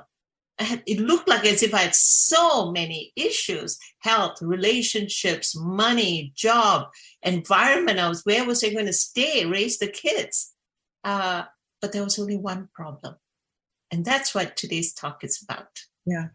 So fasten your seatbelts. Fasten your seatbelts. You know what I love about this? I want to talk about vision for a minute because it sets the stage. I didn't understand the power of setting a vision in play. And I'm very fortunate to have been doing the show through what the world called the New Thought Age. But here's what happened to me, and I think you'll appreciate this. 6 months after saying yes to this, and I bought air in 2003 on internet. Nobody was on the internet. But 6 months after this, I came down with a mystery disease. Now, I now know what that was. I now know what it was from. It changed the entire trajectory of the show. The show wasn't even called this. It was called Crust Busting Your Way to an Awesome Life. I was having a blast, but I wasn't making that $250,000 a year in the Deloitte job consulting, but I was so happy. And I want to ask you this. You are an author. You're out in the world. You've moved beyond this. Now, you have a vision, 100 million healthy, happy, thriving, successful entrepreneurs. I hope I'm one of them. You already are. I hope I'm You've graduated, We all have graduated. I just want to tell people that if you think you're somewhere low or middle or high, there's no such conversation. You already have the full range of consciousness in you. You already have everything within you. Now, express it. Now, bring it out. That vision in you, that real vision in you, not your ego-centered vision, the real vision of your heart. That's what I do. And all the information that you're hearing, it's not transformation. That's the first thing I want you guys to take away from. The first takeaway is information is not transformation. If you're go through stress, if you have stuff that's going on in your life and you have no clue how to handle it, or you try many things, or you have done many things, and you're already in a state of apathy, you're like, what's the use? What's going to work for me? And once you're in that state, just know that the information that you're getting from, even the talk shows, even all the people that you listen to, the wonderful people, the books that you read, the webinars that you watch, the podcasts you repeatedly hear, it's not going to matter until the transformation hits you. Work with a coach, a mentor, somebody you trust. That is primary, because listening is not transformational. It starts the process of like awakening. Oh my God, there's something here. But that's like the process of transformation. And you gotta like, know the difference and how can you get there. So yes, we are all welcome in the journey. The journey never ends, but more and more fun along the way. And that's the pathway to healing from all your stresses. Wow. My gosh, I knew I was going to have so much fun with you, and we're just warming up right now. Look, you use a phrase. We're going to talk about the 5 takeaways for today, what we want people to know. But there's a phrase you use. I love this phrase, and I don't think I've ever heard anybody say it. They just dance around this, but you're like coming right at it. Toxic goals. Now, the reason I'm bringing it up, we're going to go over and leave people with these 3 pillars to transform stress. But more importantly, there are things to listen to. There are things to understand. But I don't think people understand how show-stopping a toxic goal is. From your point of view, you teach it. It's in your webinars. It's a fabulous term. Tell us what that is, because I think if people saw this, they'd be like, oh my goodness, I see exactly what she's saying.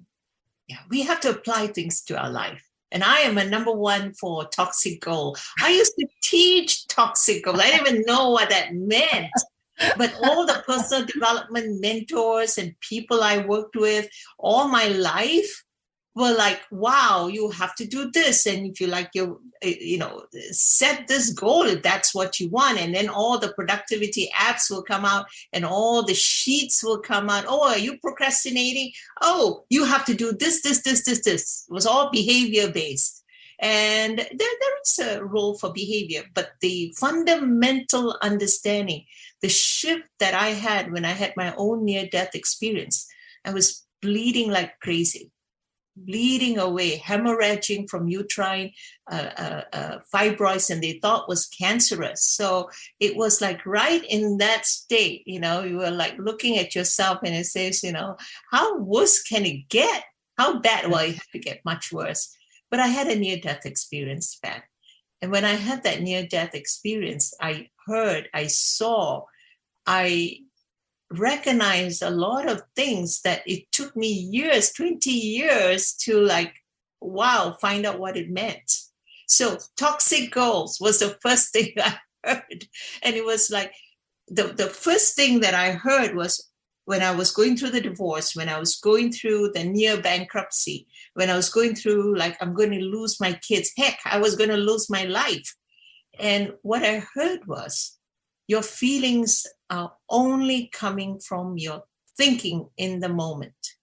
Your feelings are coming from your thinking in the moment. That means the world, my ex-husband, he didn't cause my grief. He didn't cause anything. The world didn't do that to me. Oh, the lack of a job didn't do that to me. My bank account or lack of funds in my bank account didn't do that to me.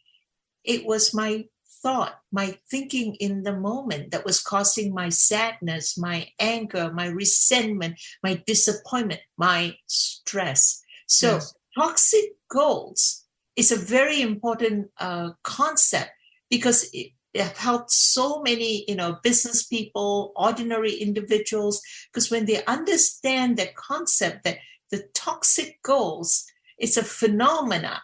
And it's like something we constantly are trained from young. Remember when we go to school and we said, and your mom or dad or even teachers tell you that, oh, if you do well in school, you're going to get a prize and, you're going to get XYZ. Or when you feel sad, your mother or dad or whatever would give you, oh, this is a teddy bear or an ice cream to feel better, because they thought your feelings, correctly or not correctly, but your feelings are coming from the event, the circumstances that happened in life. But underneath, but we are constantly told that the fulfillment, peace of mind, or satisfaction comes from money, the material possessions, accomplishments, the job status, or even the weather, right? Yeah, or COVID, whatever, But so a toxic goal is making a goal from an external, from all these things that you have to do in order to feel good. The fulfillment, remember I talked about it? Fulfillment, the happiness, everything comes from fulfilling that goal. It's to really believe in that. And we all do. We grew up in that culture. But you believe that I'll be happy when I achieve that goal, or I'm not happy because I don't have my goal yet. Or if I had my goal, the running conversation, if I had my goal, I'll be really happy. Well, the problem is it doesn't work that way. And you don't have to have a near-death experience to believe in that, because it's all over all the spiritual texts talk about it, all the depth, the essence of all the faiths talk about it, but we didn't hear it. We don't hear it. And we forget. And it's a great spiritual truth. Like all spiritual truths, it comes and it goes. It hasn't stuck in yet. Whereas you feel that your goals will make you happy. That is a more believable, that has been ingrained in all of us as a habit. It's just not true.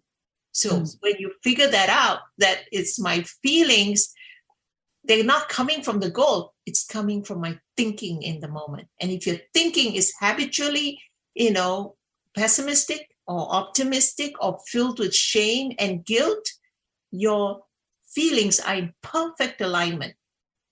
Crappy thoughts, guilty feelings, and guilty results. So you guilt-ridden, anxiety-ridden results. You may have your results, you may get your goal, but you're filled with anger and fear and upset because that's what you started with. And so that doesn't go away. And then it's next goal. You jump over the loop. Now, a goal can be even noble. Like for me, when I went to Harvard, it was to gain the knowledge to free my people who were in institutions. There were thousands of people at that time, in institutions, locked up in mental institutions. And I wanted to know, what can be done? Does it mean you have a chronic mental illness? You have to be locked up for life? As what the Singapore government said that you have to do, and you can't release harmful people to the streets. So there's variants of that thinking in the world, all over the world right now, even here. The fear model, right? It wasn't so. But so even a noble goal, even I say, oh no, I'm doing something, I'm making money for my kids, I'm doing something to save the world. Your feelings do not come from that. The feelings only come from your thinking in the moment. And thinking, like the weather, they can change. We have 70,000 thoughts every day. And it's like, it can change. Morning, you can have one thought. Afternoon, another thought. Evening, another thought. So your feelings also change. So then what do you do? Go ahead, Dr. Pat. Well, that's what we're going to talk about, because you see, this is really, this is pivotal. What you're talking about, what you're teaching. Two things I want to comment on. One, I encourage people out there, don't think you can do this alone. I thought I could do my first half of my life, I thought I could do alone, and I realized I couldn't. Coaches, mentors, whatever you want to call them, they are essential in the world we're living in right now. And I love that you said that, because both of us know the power of that and the power of helping others in that way. The other thing that you've talked about is these things in life will show up. Negative bank account balances, people that will let you down, relationships that will break up. But I think what you're talking about, what you help people with, what your webinars are about, is to understand that these things do not have to define us. We don't have to become them. We don't have to become our bankruptcy. We don't have to become that. But yet we don't have the tools, and that's what you're teaching. Tell people a little bit, because you're teaching this, you've written a book about it. I would love folks to know two things before we continue. One, how do they find out more about you? How do they work with you? How do they sign up for your webinar? Because this is not like, oh, maybe I have the time. This is essential right now for people to get help, even if they don't think they can. So tell folks, if you don't mind, the various ways they can connect with you. Oh, there's a ton of ways. And I know, I saw. I would love you guys, if you feel if you feel the calling, I want to know what she's talking about and I want to know more about it. Watch the webinar, the 3 pillars to power stress, to transform stress into power, freedom, and balance. And that's in www.gobeyondstress.com/webinar. That's simple as that. Sign up. It's an automatic webinar. So it plays at your time, convenient times, and watch the webinar. It's 45 minutes. So choose a time that, you can watch, or watch just a little bit of it and then come back and finish the rest. And then if you feel called to, and you see and take notes, but the notes I want you to take are about insights, that you had a fresh new thought, an idea, how what she's talking about, how does it relate to my life? What have I done? And we all have had goals. We've all been told, oh, the external circumstances are all important. No, this lady is saying no, it didn't matter. It really didn't matter the circumstances, but my power of my thinking, not the good thought, not the bad thought, not the right thought, not the wrong thought, not the positive thought, not the negative thought, is the power, the fact that you can think that nobody ever teaches. I certainly didn't know about it at Harvard or at Columbia. Nobody teaches this. No. And that's what you need to get at. So watch the webinar if you're interested to find out about your superpowers and how can I awaken my superpowers? How can I heal myself from, I had cancers. And I said, no, there's something here I need to know. So even though it was very tough, but I was like on a mission. And, so I was thinking, if I get this, so can other people. So can everyone else. I have to tell you, I love that you created a Transforming Your Life series, the books. And I love that you did this. And let me just tell you why. Because for those of you that are listening, also you could get a copy of, you could certainly get a copy of the books that are out there. But you have these book series out there. And I've noticed a couple of them, smack in the middle of COVID, and you're writing about this, and you're writing about, I thought, oh my goodness, she doesn't just talk about stuff, she's doing it. What was it about writing the books that changed you? How were you changed? How were you transformed as a result of saying, I'm going to be part of this book series. I'm going to be a contributor. I'm going to do this. What changed in you? The fact that we all have stories in us. When I see all my clients, and I have coached and mentored thousands of clients, right? Thousands of people, and they all have a wonderful story. And so I participated in this Transforming Your Life series with Cy Blackburn. He's a wonderful, wonderful mentor as well. And we had all my colleagues, literally, we all contributed what we got out of it. So you asked a very important question. Why did I have this burning desire to write my story out in public, to get people to see and to evaluate their lives, to know that, you don't have to hide it. I had everything, literally everything. And all my colleagues, they had little or most of them had 2 or 3 or major challenges. But when you share it with the public, when you have something, it could be even sexual abuse, it could be physical abuse, it could be bankruptcy, it could be anything. Once you start sharing it, even if you have not overcome it, the fact that you can share it out with people, guess what? The magical word I said, insights can come to you. So I knew by sharing it, I was opening up to the higher powers that, that I will have a brand new, thought about the situations that I never thought about. And that's what you get out of reading the series, The Transforming Your Life. But I've also written another book, Prevent Cancer, Strokes, Heart Attacks, and Exactly. And that was like, you asked me, what did I get out of that? Oh my God, the thousands of callers and people who read that book and asking questions. And I wanted to keep it small so that people have the satisfaction of completing it.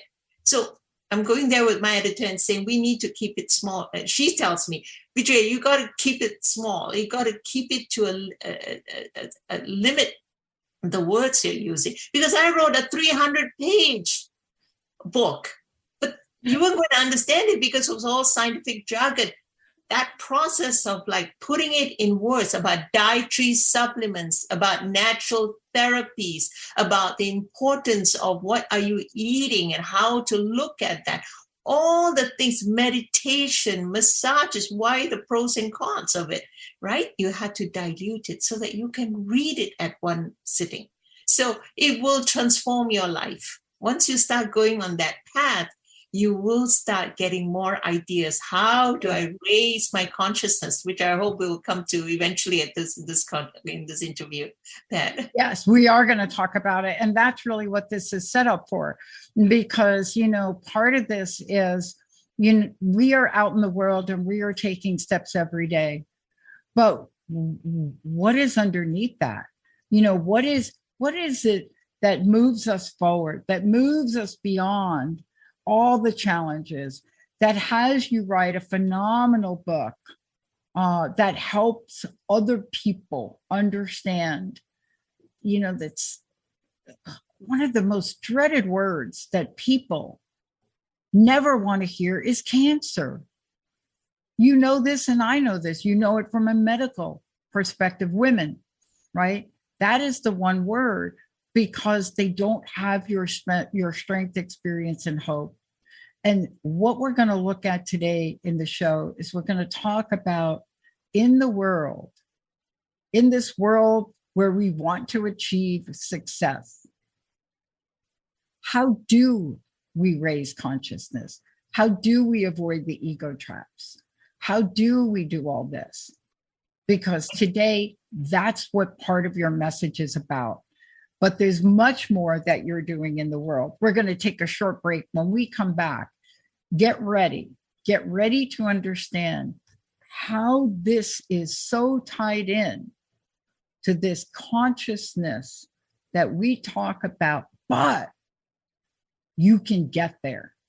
And you're going to hear how to get there when we come back, everybody. Let's take a short break. We'll be right back with Dr. Nair. Your own innate brilliance already lives inside of you. Come discover it so you can shine brightly in this world. Join me, your host, Adrienne Cobb, Wednesdays at 2 p.m. Pacific, 5 p.m. Eastern, during Wild Magic on TransformationTalkRadio.com, and get answers to who you are and where you belong. To learn more about me and the show, visit MyWildMagic.com. Again, that's MyWildMagic.com. It's time to tap into your divine self through angelic guidance. Join your host, Cindy Smith, and co-hosts in the Angel Empowerment Show, From I Can't to I Can, airing every Monday, 6 p.m. Pacific on TransformationTalkRadio.com. Learn from 4 of the best angel empowerment practitioners in the field. Together, they will share experiential teachings and offer live on-air professional angel card readings and much more. For more information, visit cindysmithaep.com. Do you get stuck in that someday attitude, living the same day over and over again with no action? The Becoming You Show, big ideas that inspire, impact, and influence your life with Leah Rowling is for you. Tune in every Friday at 11 a.m. Central on TransformationTalkRadio.com. This show will have you feeling inspired to take action with purpose and intention. For more information and to get in touch with me, visit www.leahrowling.com. Power up with Dr. Pat at a new time. The Dr. Pat Show is still bringing you talk radio to thrive by now at a new time. Listen and watch live on KKNW and the Transformation Network Mondays and Wednesdays at 7 a.m. Pacific Time. Stay tuned for new perspectives, powerful conversations, and epic transformation. For more information on how and where to find Dr. Pat and the rest of the Transformation Network hosts, visit thedrpatshow.com. You are made for more. I'm Coach Lisa, and I'm here to help you achieve ultimate life satisfaction. Your life matters to the world. Reimagine your future with an individualized life by design approach with my free ebook, The 5 C's of Coaching: Commitment, Clarity, Coachable, Creative, and Change. Find the transformation you're looking for. Go to lisabeltz.com. That's LYSABELTZ.com. Hey, everybody, welcome back. Dr. Vijaya Nair joining me here today. Look, this is a little bit of a lot that Dr. Nair is bringing to the forefront. Why? Because obviously you can see she's passionate, but it goes beyond that. You know, when you are purposeful and you see that there are things you can do to help other people in the world, it's almost as if the Great Wall of China cannot get in your way. Absolutely. Right? Before we go here, because I really want folks to hear some of the solutions you provided, and especially around the word consciousness, because this is what we don't do. The word stress and the word consciousness. See, in our world, in mainstream, stress, but we don't have a conversation about consciousness. But before we do that, again, please let folks know how they can connect with you, get copies of your books, take the webinar, work with you, all of the above. Wonderful. Wonderful. Imagine I said again and again, information is not transformation. And you have to look at the feelings that is generated by watching the webinar at GoBeyondStress/webinar. Very easy to remember. GoBeyondStress/webinar. And there at the end of the webinar, you will be, if you're interested, the first 5 people who book a conversation to have a transformational conversation, I will personally take the call. Otherwise, I'm going to give it to my assistants, to do your call with you. But you will get some of very seriously experienced people to do it if you're not going to get me. But that is one quick way to do that. The other way is to go to my website, either Go Beyond Stress or drvijayanair.com, drvijaya, VIJAYANAIR.com. And in there, you will see contact. And I give lots of emails. Put your emails down and put your contact information down there. Just your name and your email address, best email address. And I sent you so many emails. So don't get flawed by the emails. It's like looking at life in a different way. And I always offer some help and see, would you like to take up my help? Would you like to listen to this? Or would you like to, see this program? Whatever it is that you get interested in. If not, also not. It's also, all right, that's not your time yet. Yeah. But the question you asked about consciousness and stress, what have the two got in common? It's like, it looks like apples and oranges, right? Jacob, would you put up that diagram? Now, I don't want you guys, any one of you, to get very flawed by this diagram, because there's a lot of research, and this is the what I do with my clients, because they have the most important thing is you got to understand. And it's called a map of consciousness. And this work was developed by a brilliant psychiatrist by the name of Dr. David Hawkins. You can find his book, this diagram. Powerful book. Yeah, Power versus Force. And that's a wonderful book, but my God, the first 2 chapters are very hard to read. I can't believe you and I have that in common. I honestly can't believe it, because I was given 2 books at a point in time in my life where I was no way I was going to absorb them. You know what I mean? But people knew. I don't know how they knew. One book was that book, and you're right about it. The other book was a book by Viktor Frankl. Yes. But here we are, and you're talking about something that, boy, if we could understand this, it's a whole different world, isn't it? It is. So, Jacob, would you do us the honor of putting up the slide there? All set. There we go. Thank you, Jacob. Thank you. And so for those of you, you're seeing the slide on Facebook now. He's put it right in on Facebook. You're seeing it. And, let's walk people through what they're looking at the moment, because it's powerful. It is.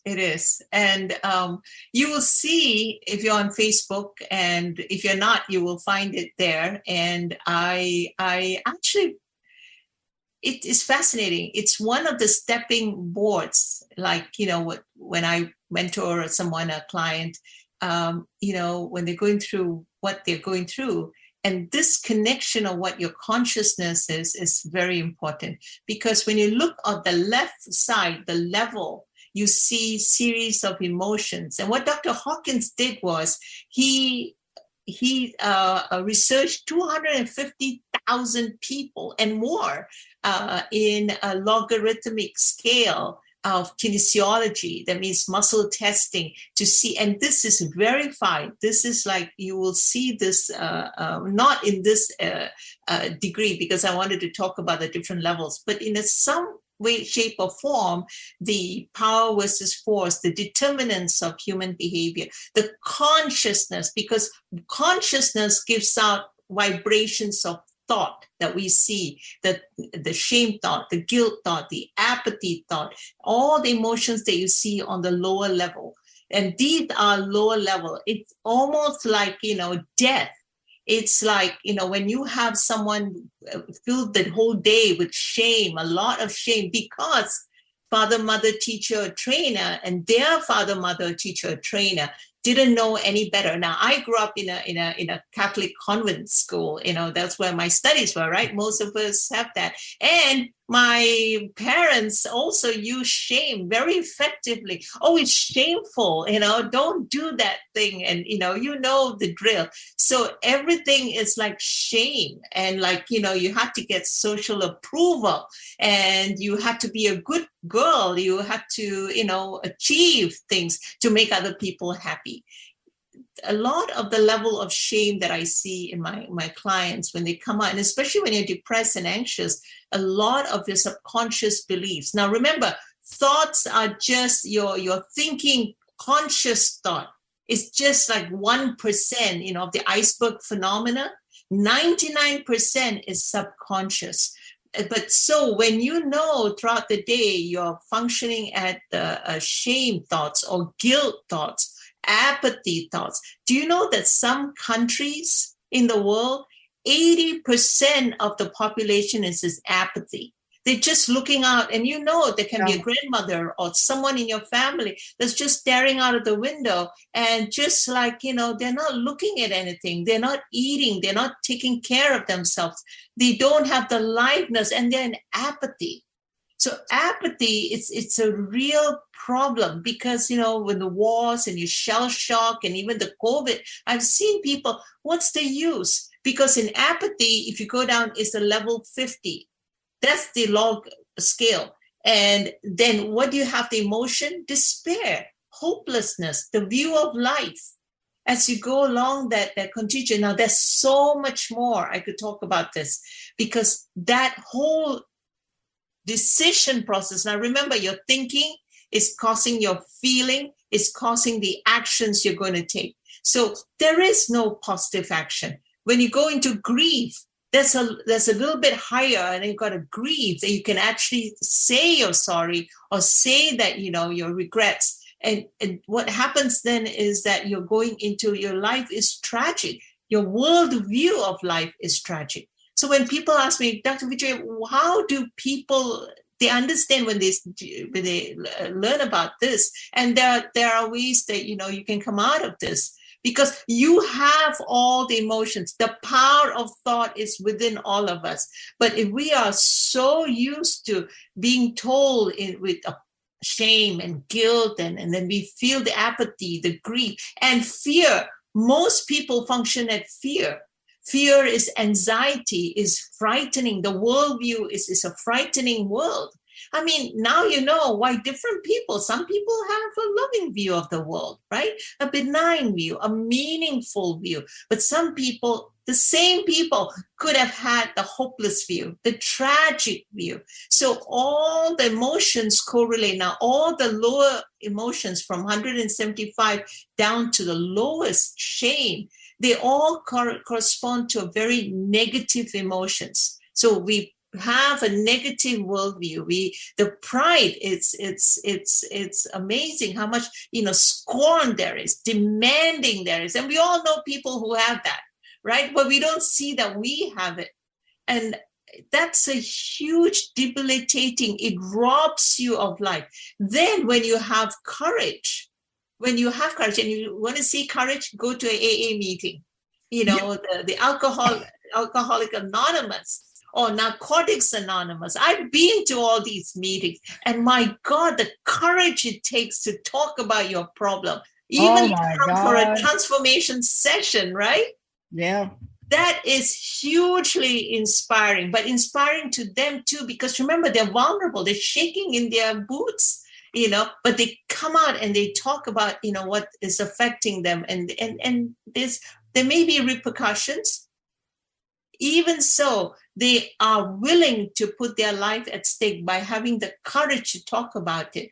Now, many soldiers, by going into war, right, and fighting the enemy, or, doing what they have to do to protect their country, like you see in Ukraine, they are people are crossing over to the courage line, so they have already gone in there. They're believing in themselves, and look at it. People in the rest of the world are so inspired. If this happens to my country, I'm going to fight too, right? Yeah.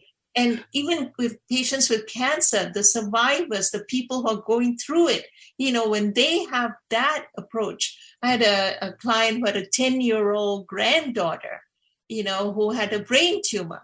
And she, a 10-year-old, well, you'd say, what can she have as a courage? Well, she made cards for her friends, hundreds and hundreds of cards, loving cards that she gave out to her friends. And it touched everybody, even those who just knew her friends or the community that was supporting the girl and her family. We all get inspired by that love, the kindness, because that's what a 10-year-old girls do, right? Yeah. So they have that, and the inspiration comes to the rest of us. So courage is a very, very important thing to look at. Neutrality is next. Like, you're not attached. I can get my goal, or I may not get my goal. Not attached to an outcome. Now, people think that, if you're not attached to an outcome, how can I get motivated? You will become unstoppable, because you know what you want. You focus your attention on your actions, and there is no such thing. I have to say this again. There is no such thing as failure, only feedback. So you got a feedback. I tried. And I remember how Thomas Edison did, I think it was about 1,044 times, It says, well, I know now all those ways that don't work. Then it worked, the filament that made the electric bulb. Exactly. So I can go on and on, couple of hours discussing this, but the most important thing is the transformation.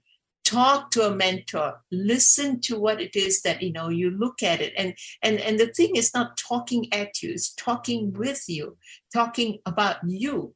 It's important that you find a mentor that, will talk about you and where your state in consciousness is. And then remember, all these consciousness, you don't have to go outside, because once you start awakening, you come up the levels.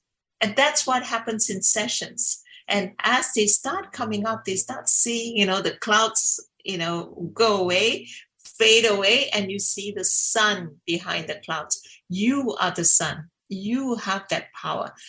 You just didn't know you could awaken your superpower. So that's what this is about. I love it. And I love the way you talk about it and teach it. For those of you out there, Dr. Vijaya is joining me here today. And I want to just make sure all of you know, this is the way you can find what we're talking about. I love that you put this chart up, because we could spend hours walking through this, but also what you talked about, talking about the fact that the iceberg, the part we cannot see, right? That part we cannot see drives us in so many ways, right? It is that part that sometimes we know it, sometimes we don't. But I want to just, a couple of people are asking me to give them some more information. I want to get that. It's Dr. Vijaya, Vijaya. You heard me pronounce it, Nair, but it's not that. I'm going to pronounce it correctly. It's Nair, but it's Nair. You heard me correctly earlier in the show. That's now how you're going to find her. Google it, right? We're very informal here. So I'm Pat. She's VJ. Yes. Please told me that, everyone. I'm sorry, we're going to take slower. Yes. You will be able to find her. The websites we gave you are out there. Her books are out there. We're talking about the 3 pillars to transform stress into power. But most importantly, we're talking about freedom. We're talking about power. I love that in your book title, you're using the word power. It is very hard, and I think you know this.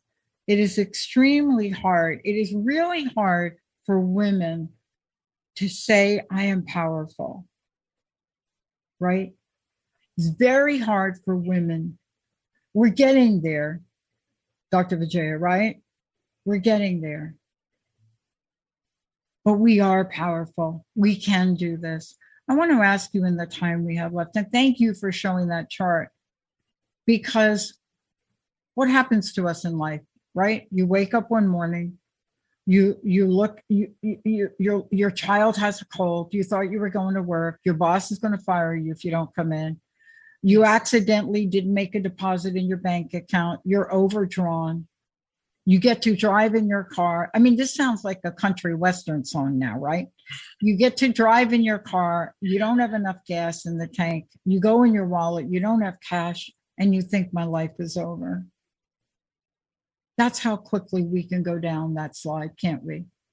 We can, and we do, because we are taught first thing in the morning when you wake up, check your iPhone. We do all kinds of things, and then, our thoughts, our power of thought just get us over. But what if we could get up in the morning and have an idea, have the impactful idea?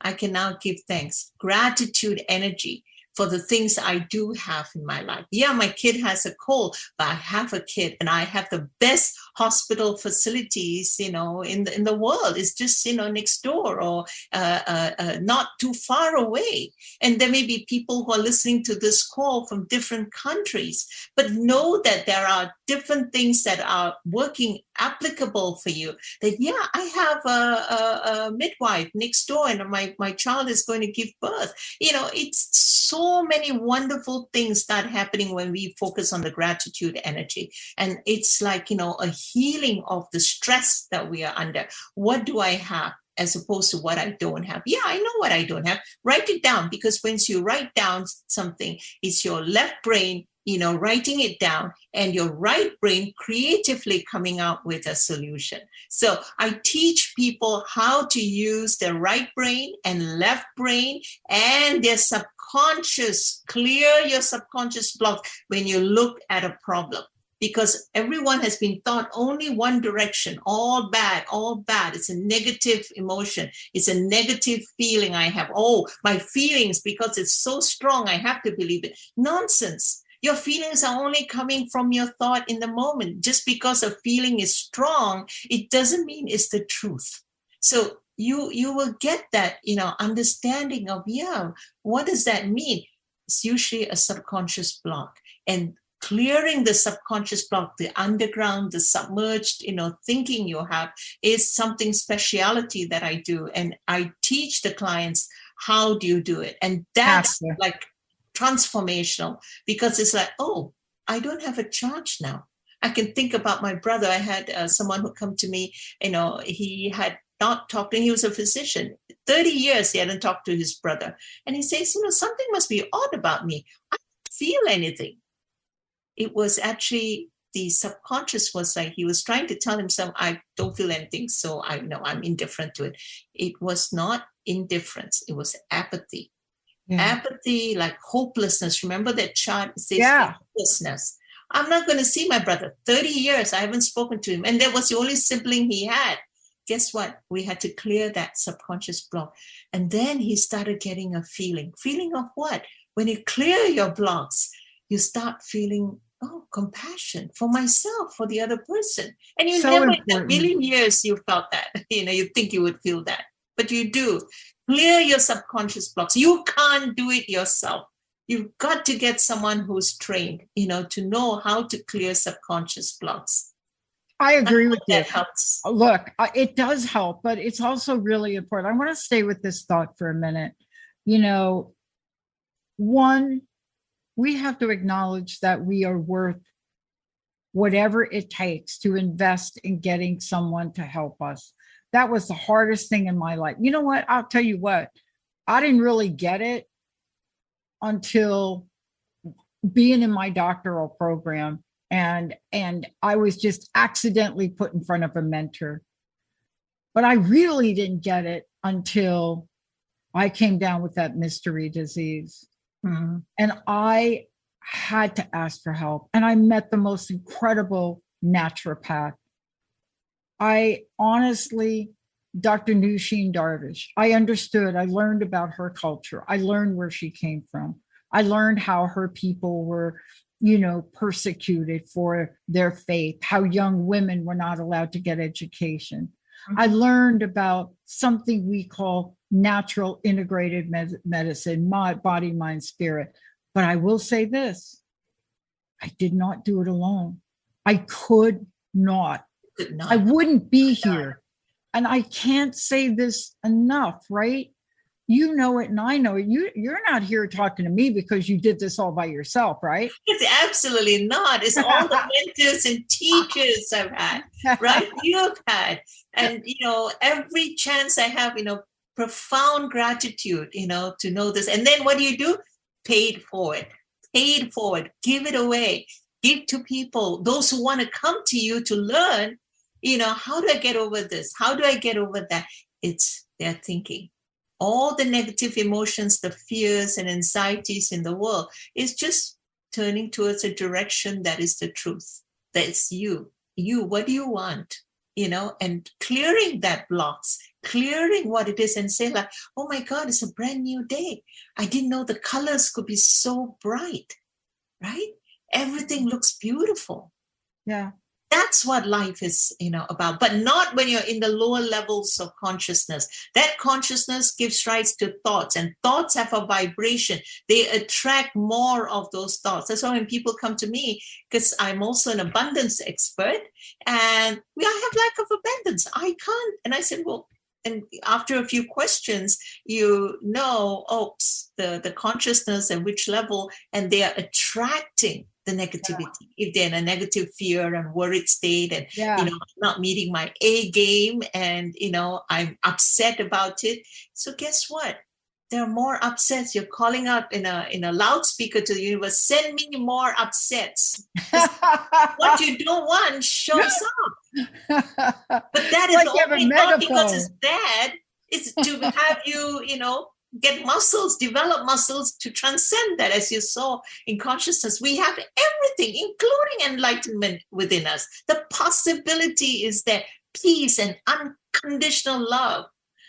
What can we say? We are powerful beyond our imagination. But it really goes back to what you said. And this is why I love this. And this is why this is an ongoing conversation.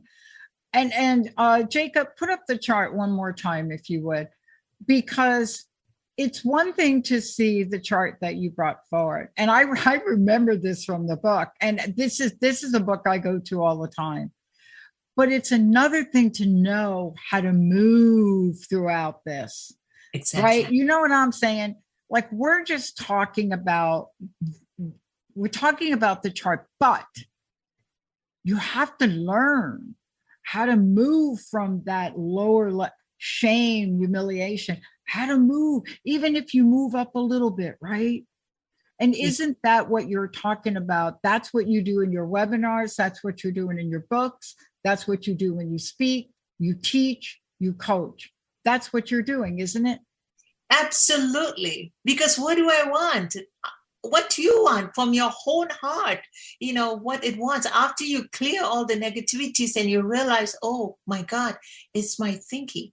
And we have steps to do that. We have to go some ways. So when you start doing that very, very quickly, it doesn't take forever. But once you start going into the realms of power, not the force, not the low-level life, emotions and feelings and consciousness, but now you can start taking action from a place of you're unstoppable.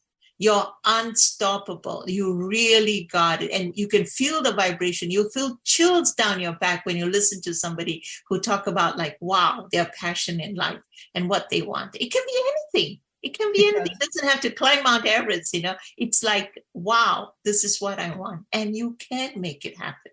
I can't tell you the number of clients. I know we don't have much time here now, but come for a conversation. I invite all of you. If you have a conversation and you think it cannot be done, I bet you anything, 99.9999%, the conscious thought is not aligned with your subconscious. Your subconscious is going somewhere else, thinking I can't do it, I'm not deserving enough, I'm not clever enough.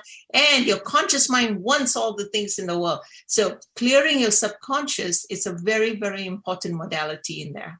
Yeah. Now, how do people get a hold of you? How do they schedule time? How do they do any of that? Let's make sure we're giving that out in a minute or so we have left here. Go to the www.gobeyondstress.com and /webinar and watch the webinar. If you're so interested in the podcast that we just did now, this is a fabulous, Dr. Pat was wonderful. And if you're interested in that, go straight there. If you want to book a session with me, go to drvijayanair.com and sign up for a newsletter. Get so many of the newsletters. They will give you links. On my website is a link how you can contact me. And the books are there in Amazon. And I want to just say it's Dr. drvijayanair.com. Any way you put that in Google, you put her name in there, you're going to get her. You're going to get gobeyondstress.com, the webinar. Sign up for that. I can't thank you enough for today. I know there's so much more we could be talking about, but this is a way to help people understand there is a pathway. There is a pathway to get you from whatever you're feeling, whatever your experience is, to that point in time where you're feeling powerful, feeling successful, and stress-free.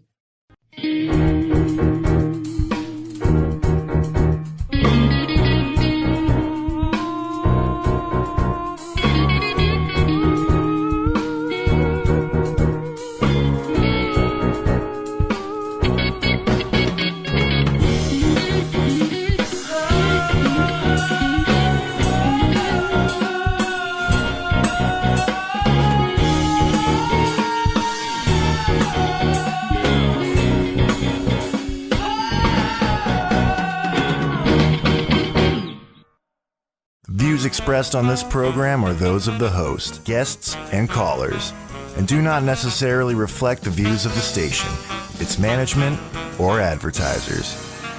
You're listening to Transformation Talk Radio. Audio Jungle.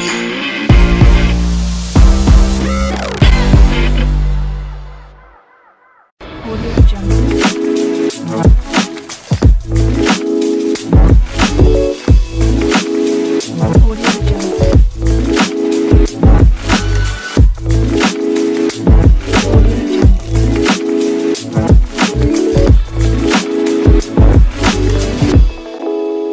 Audio Jungle.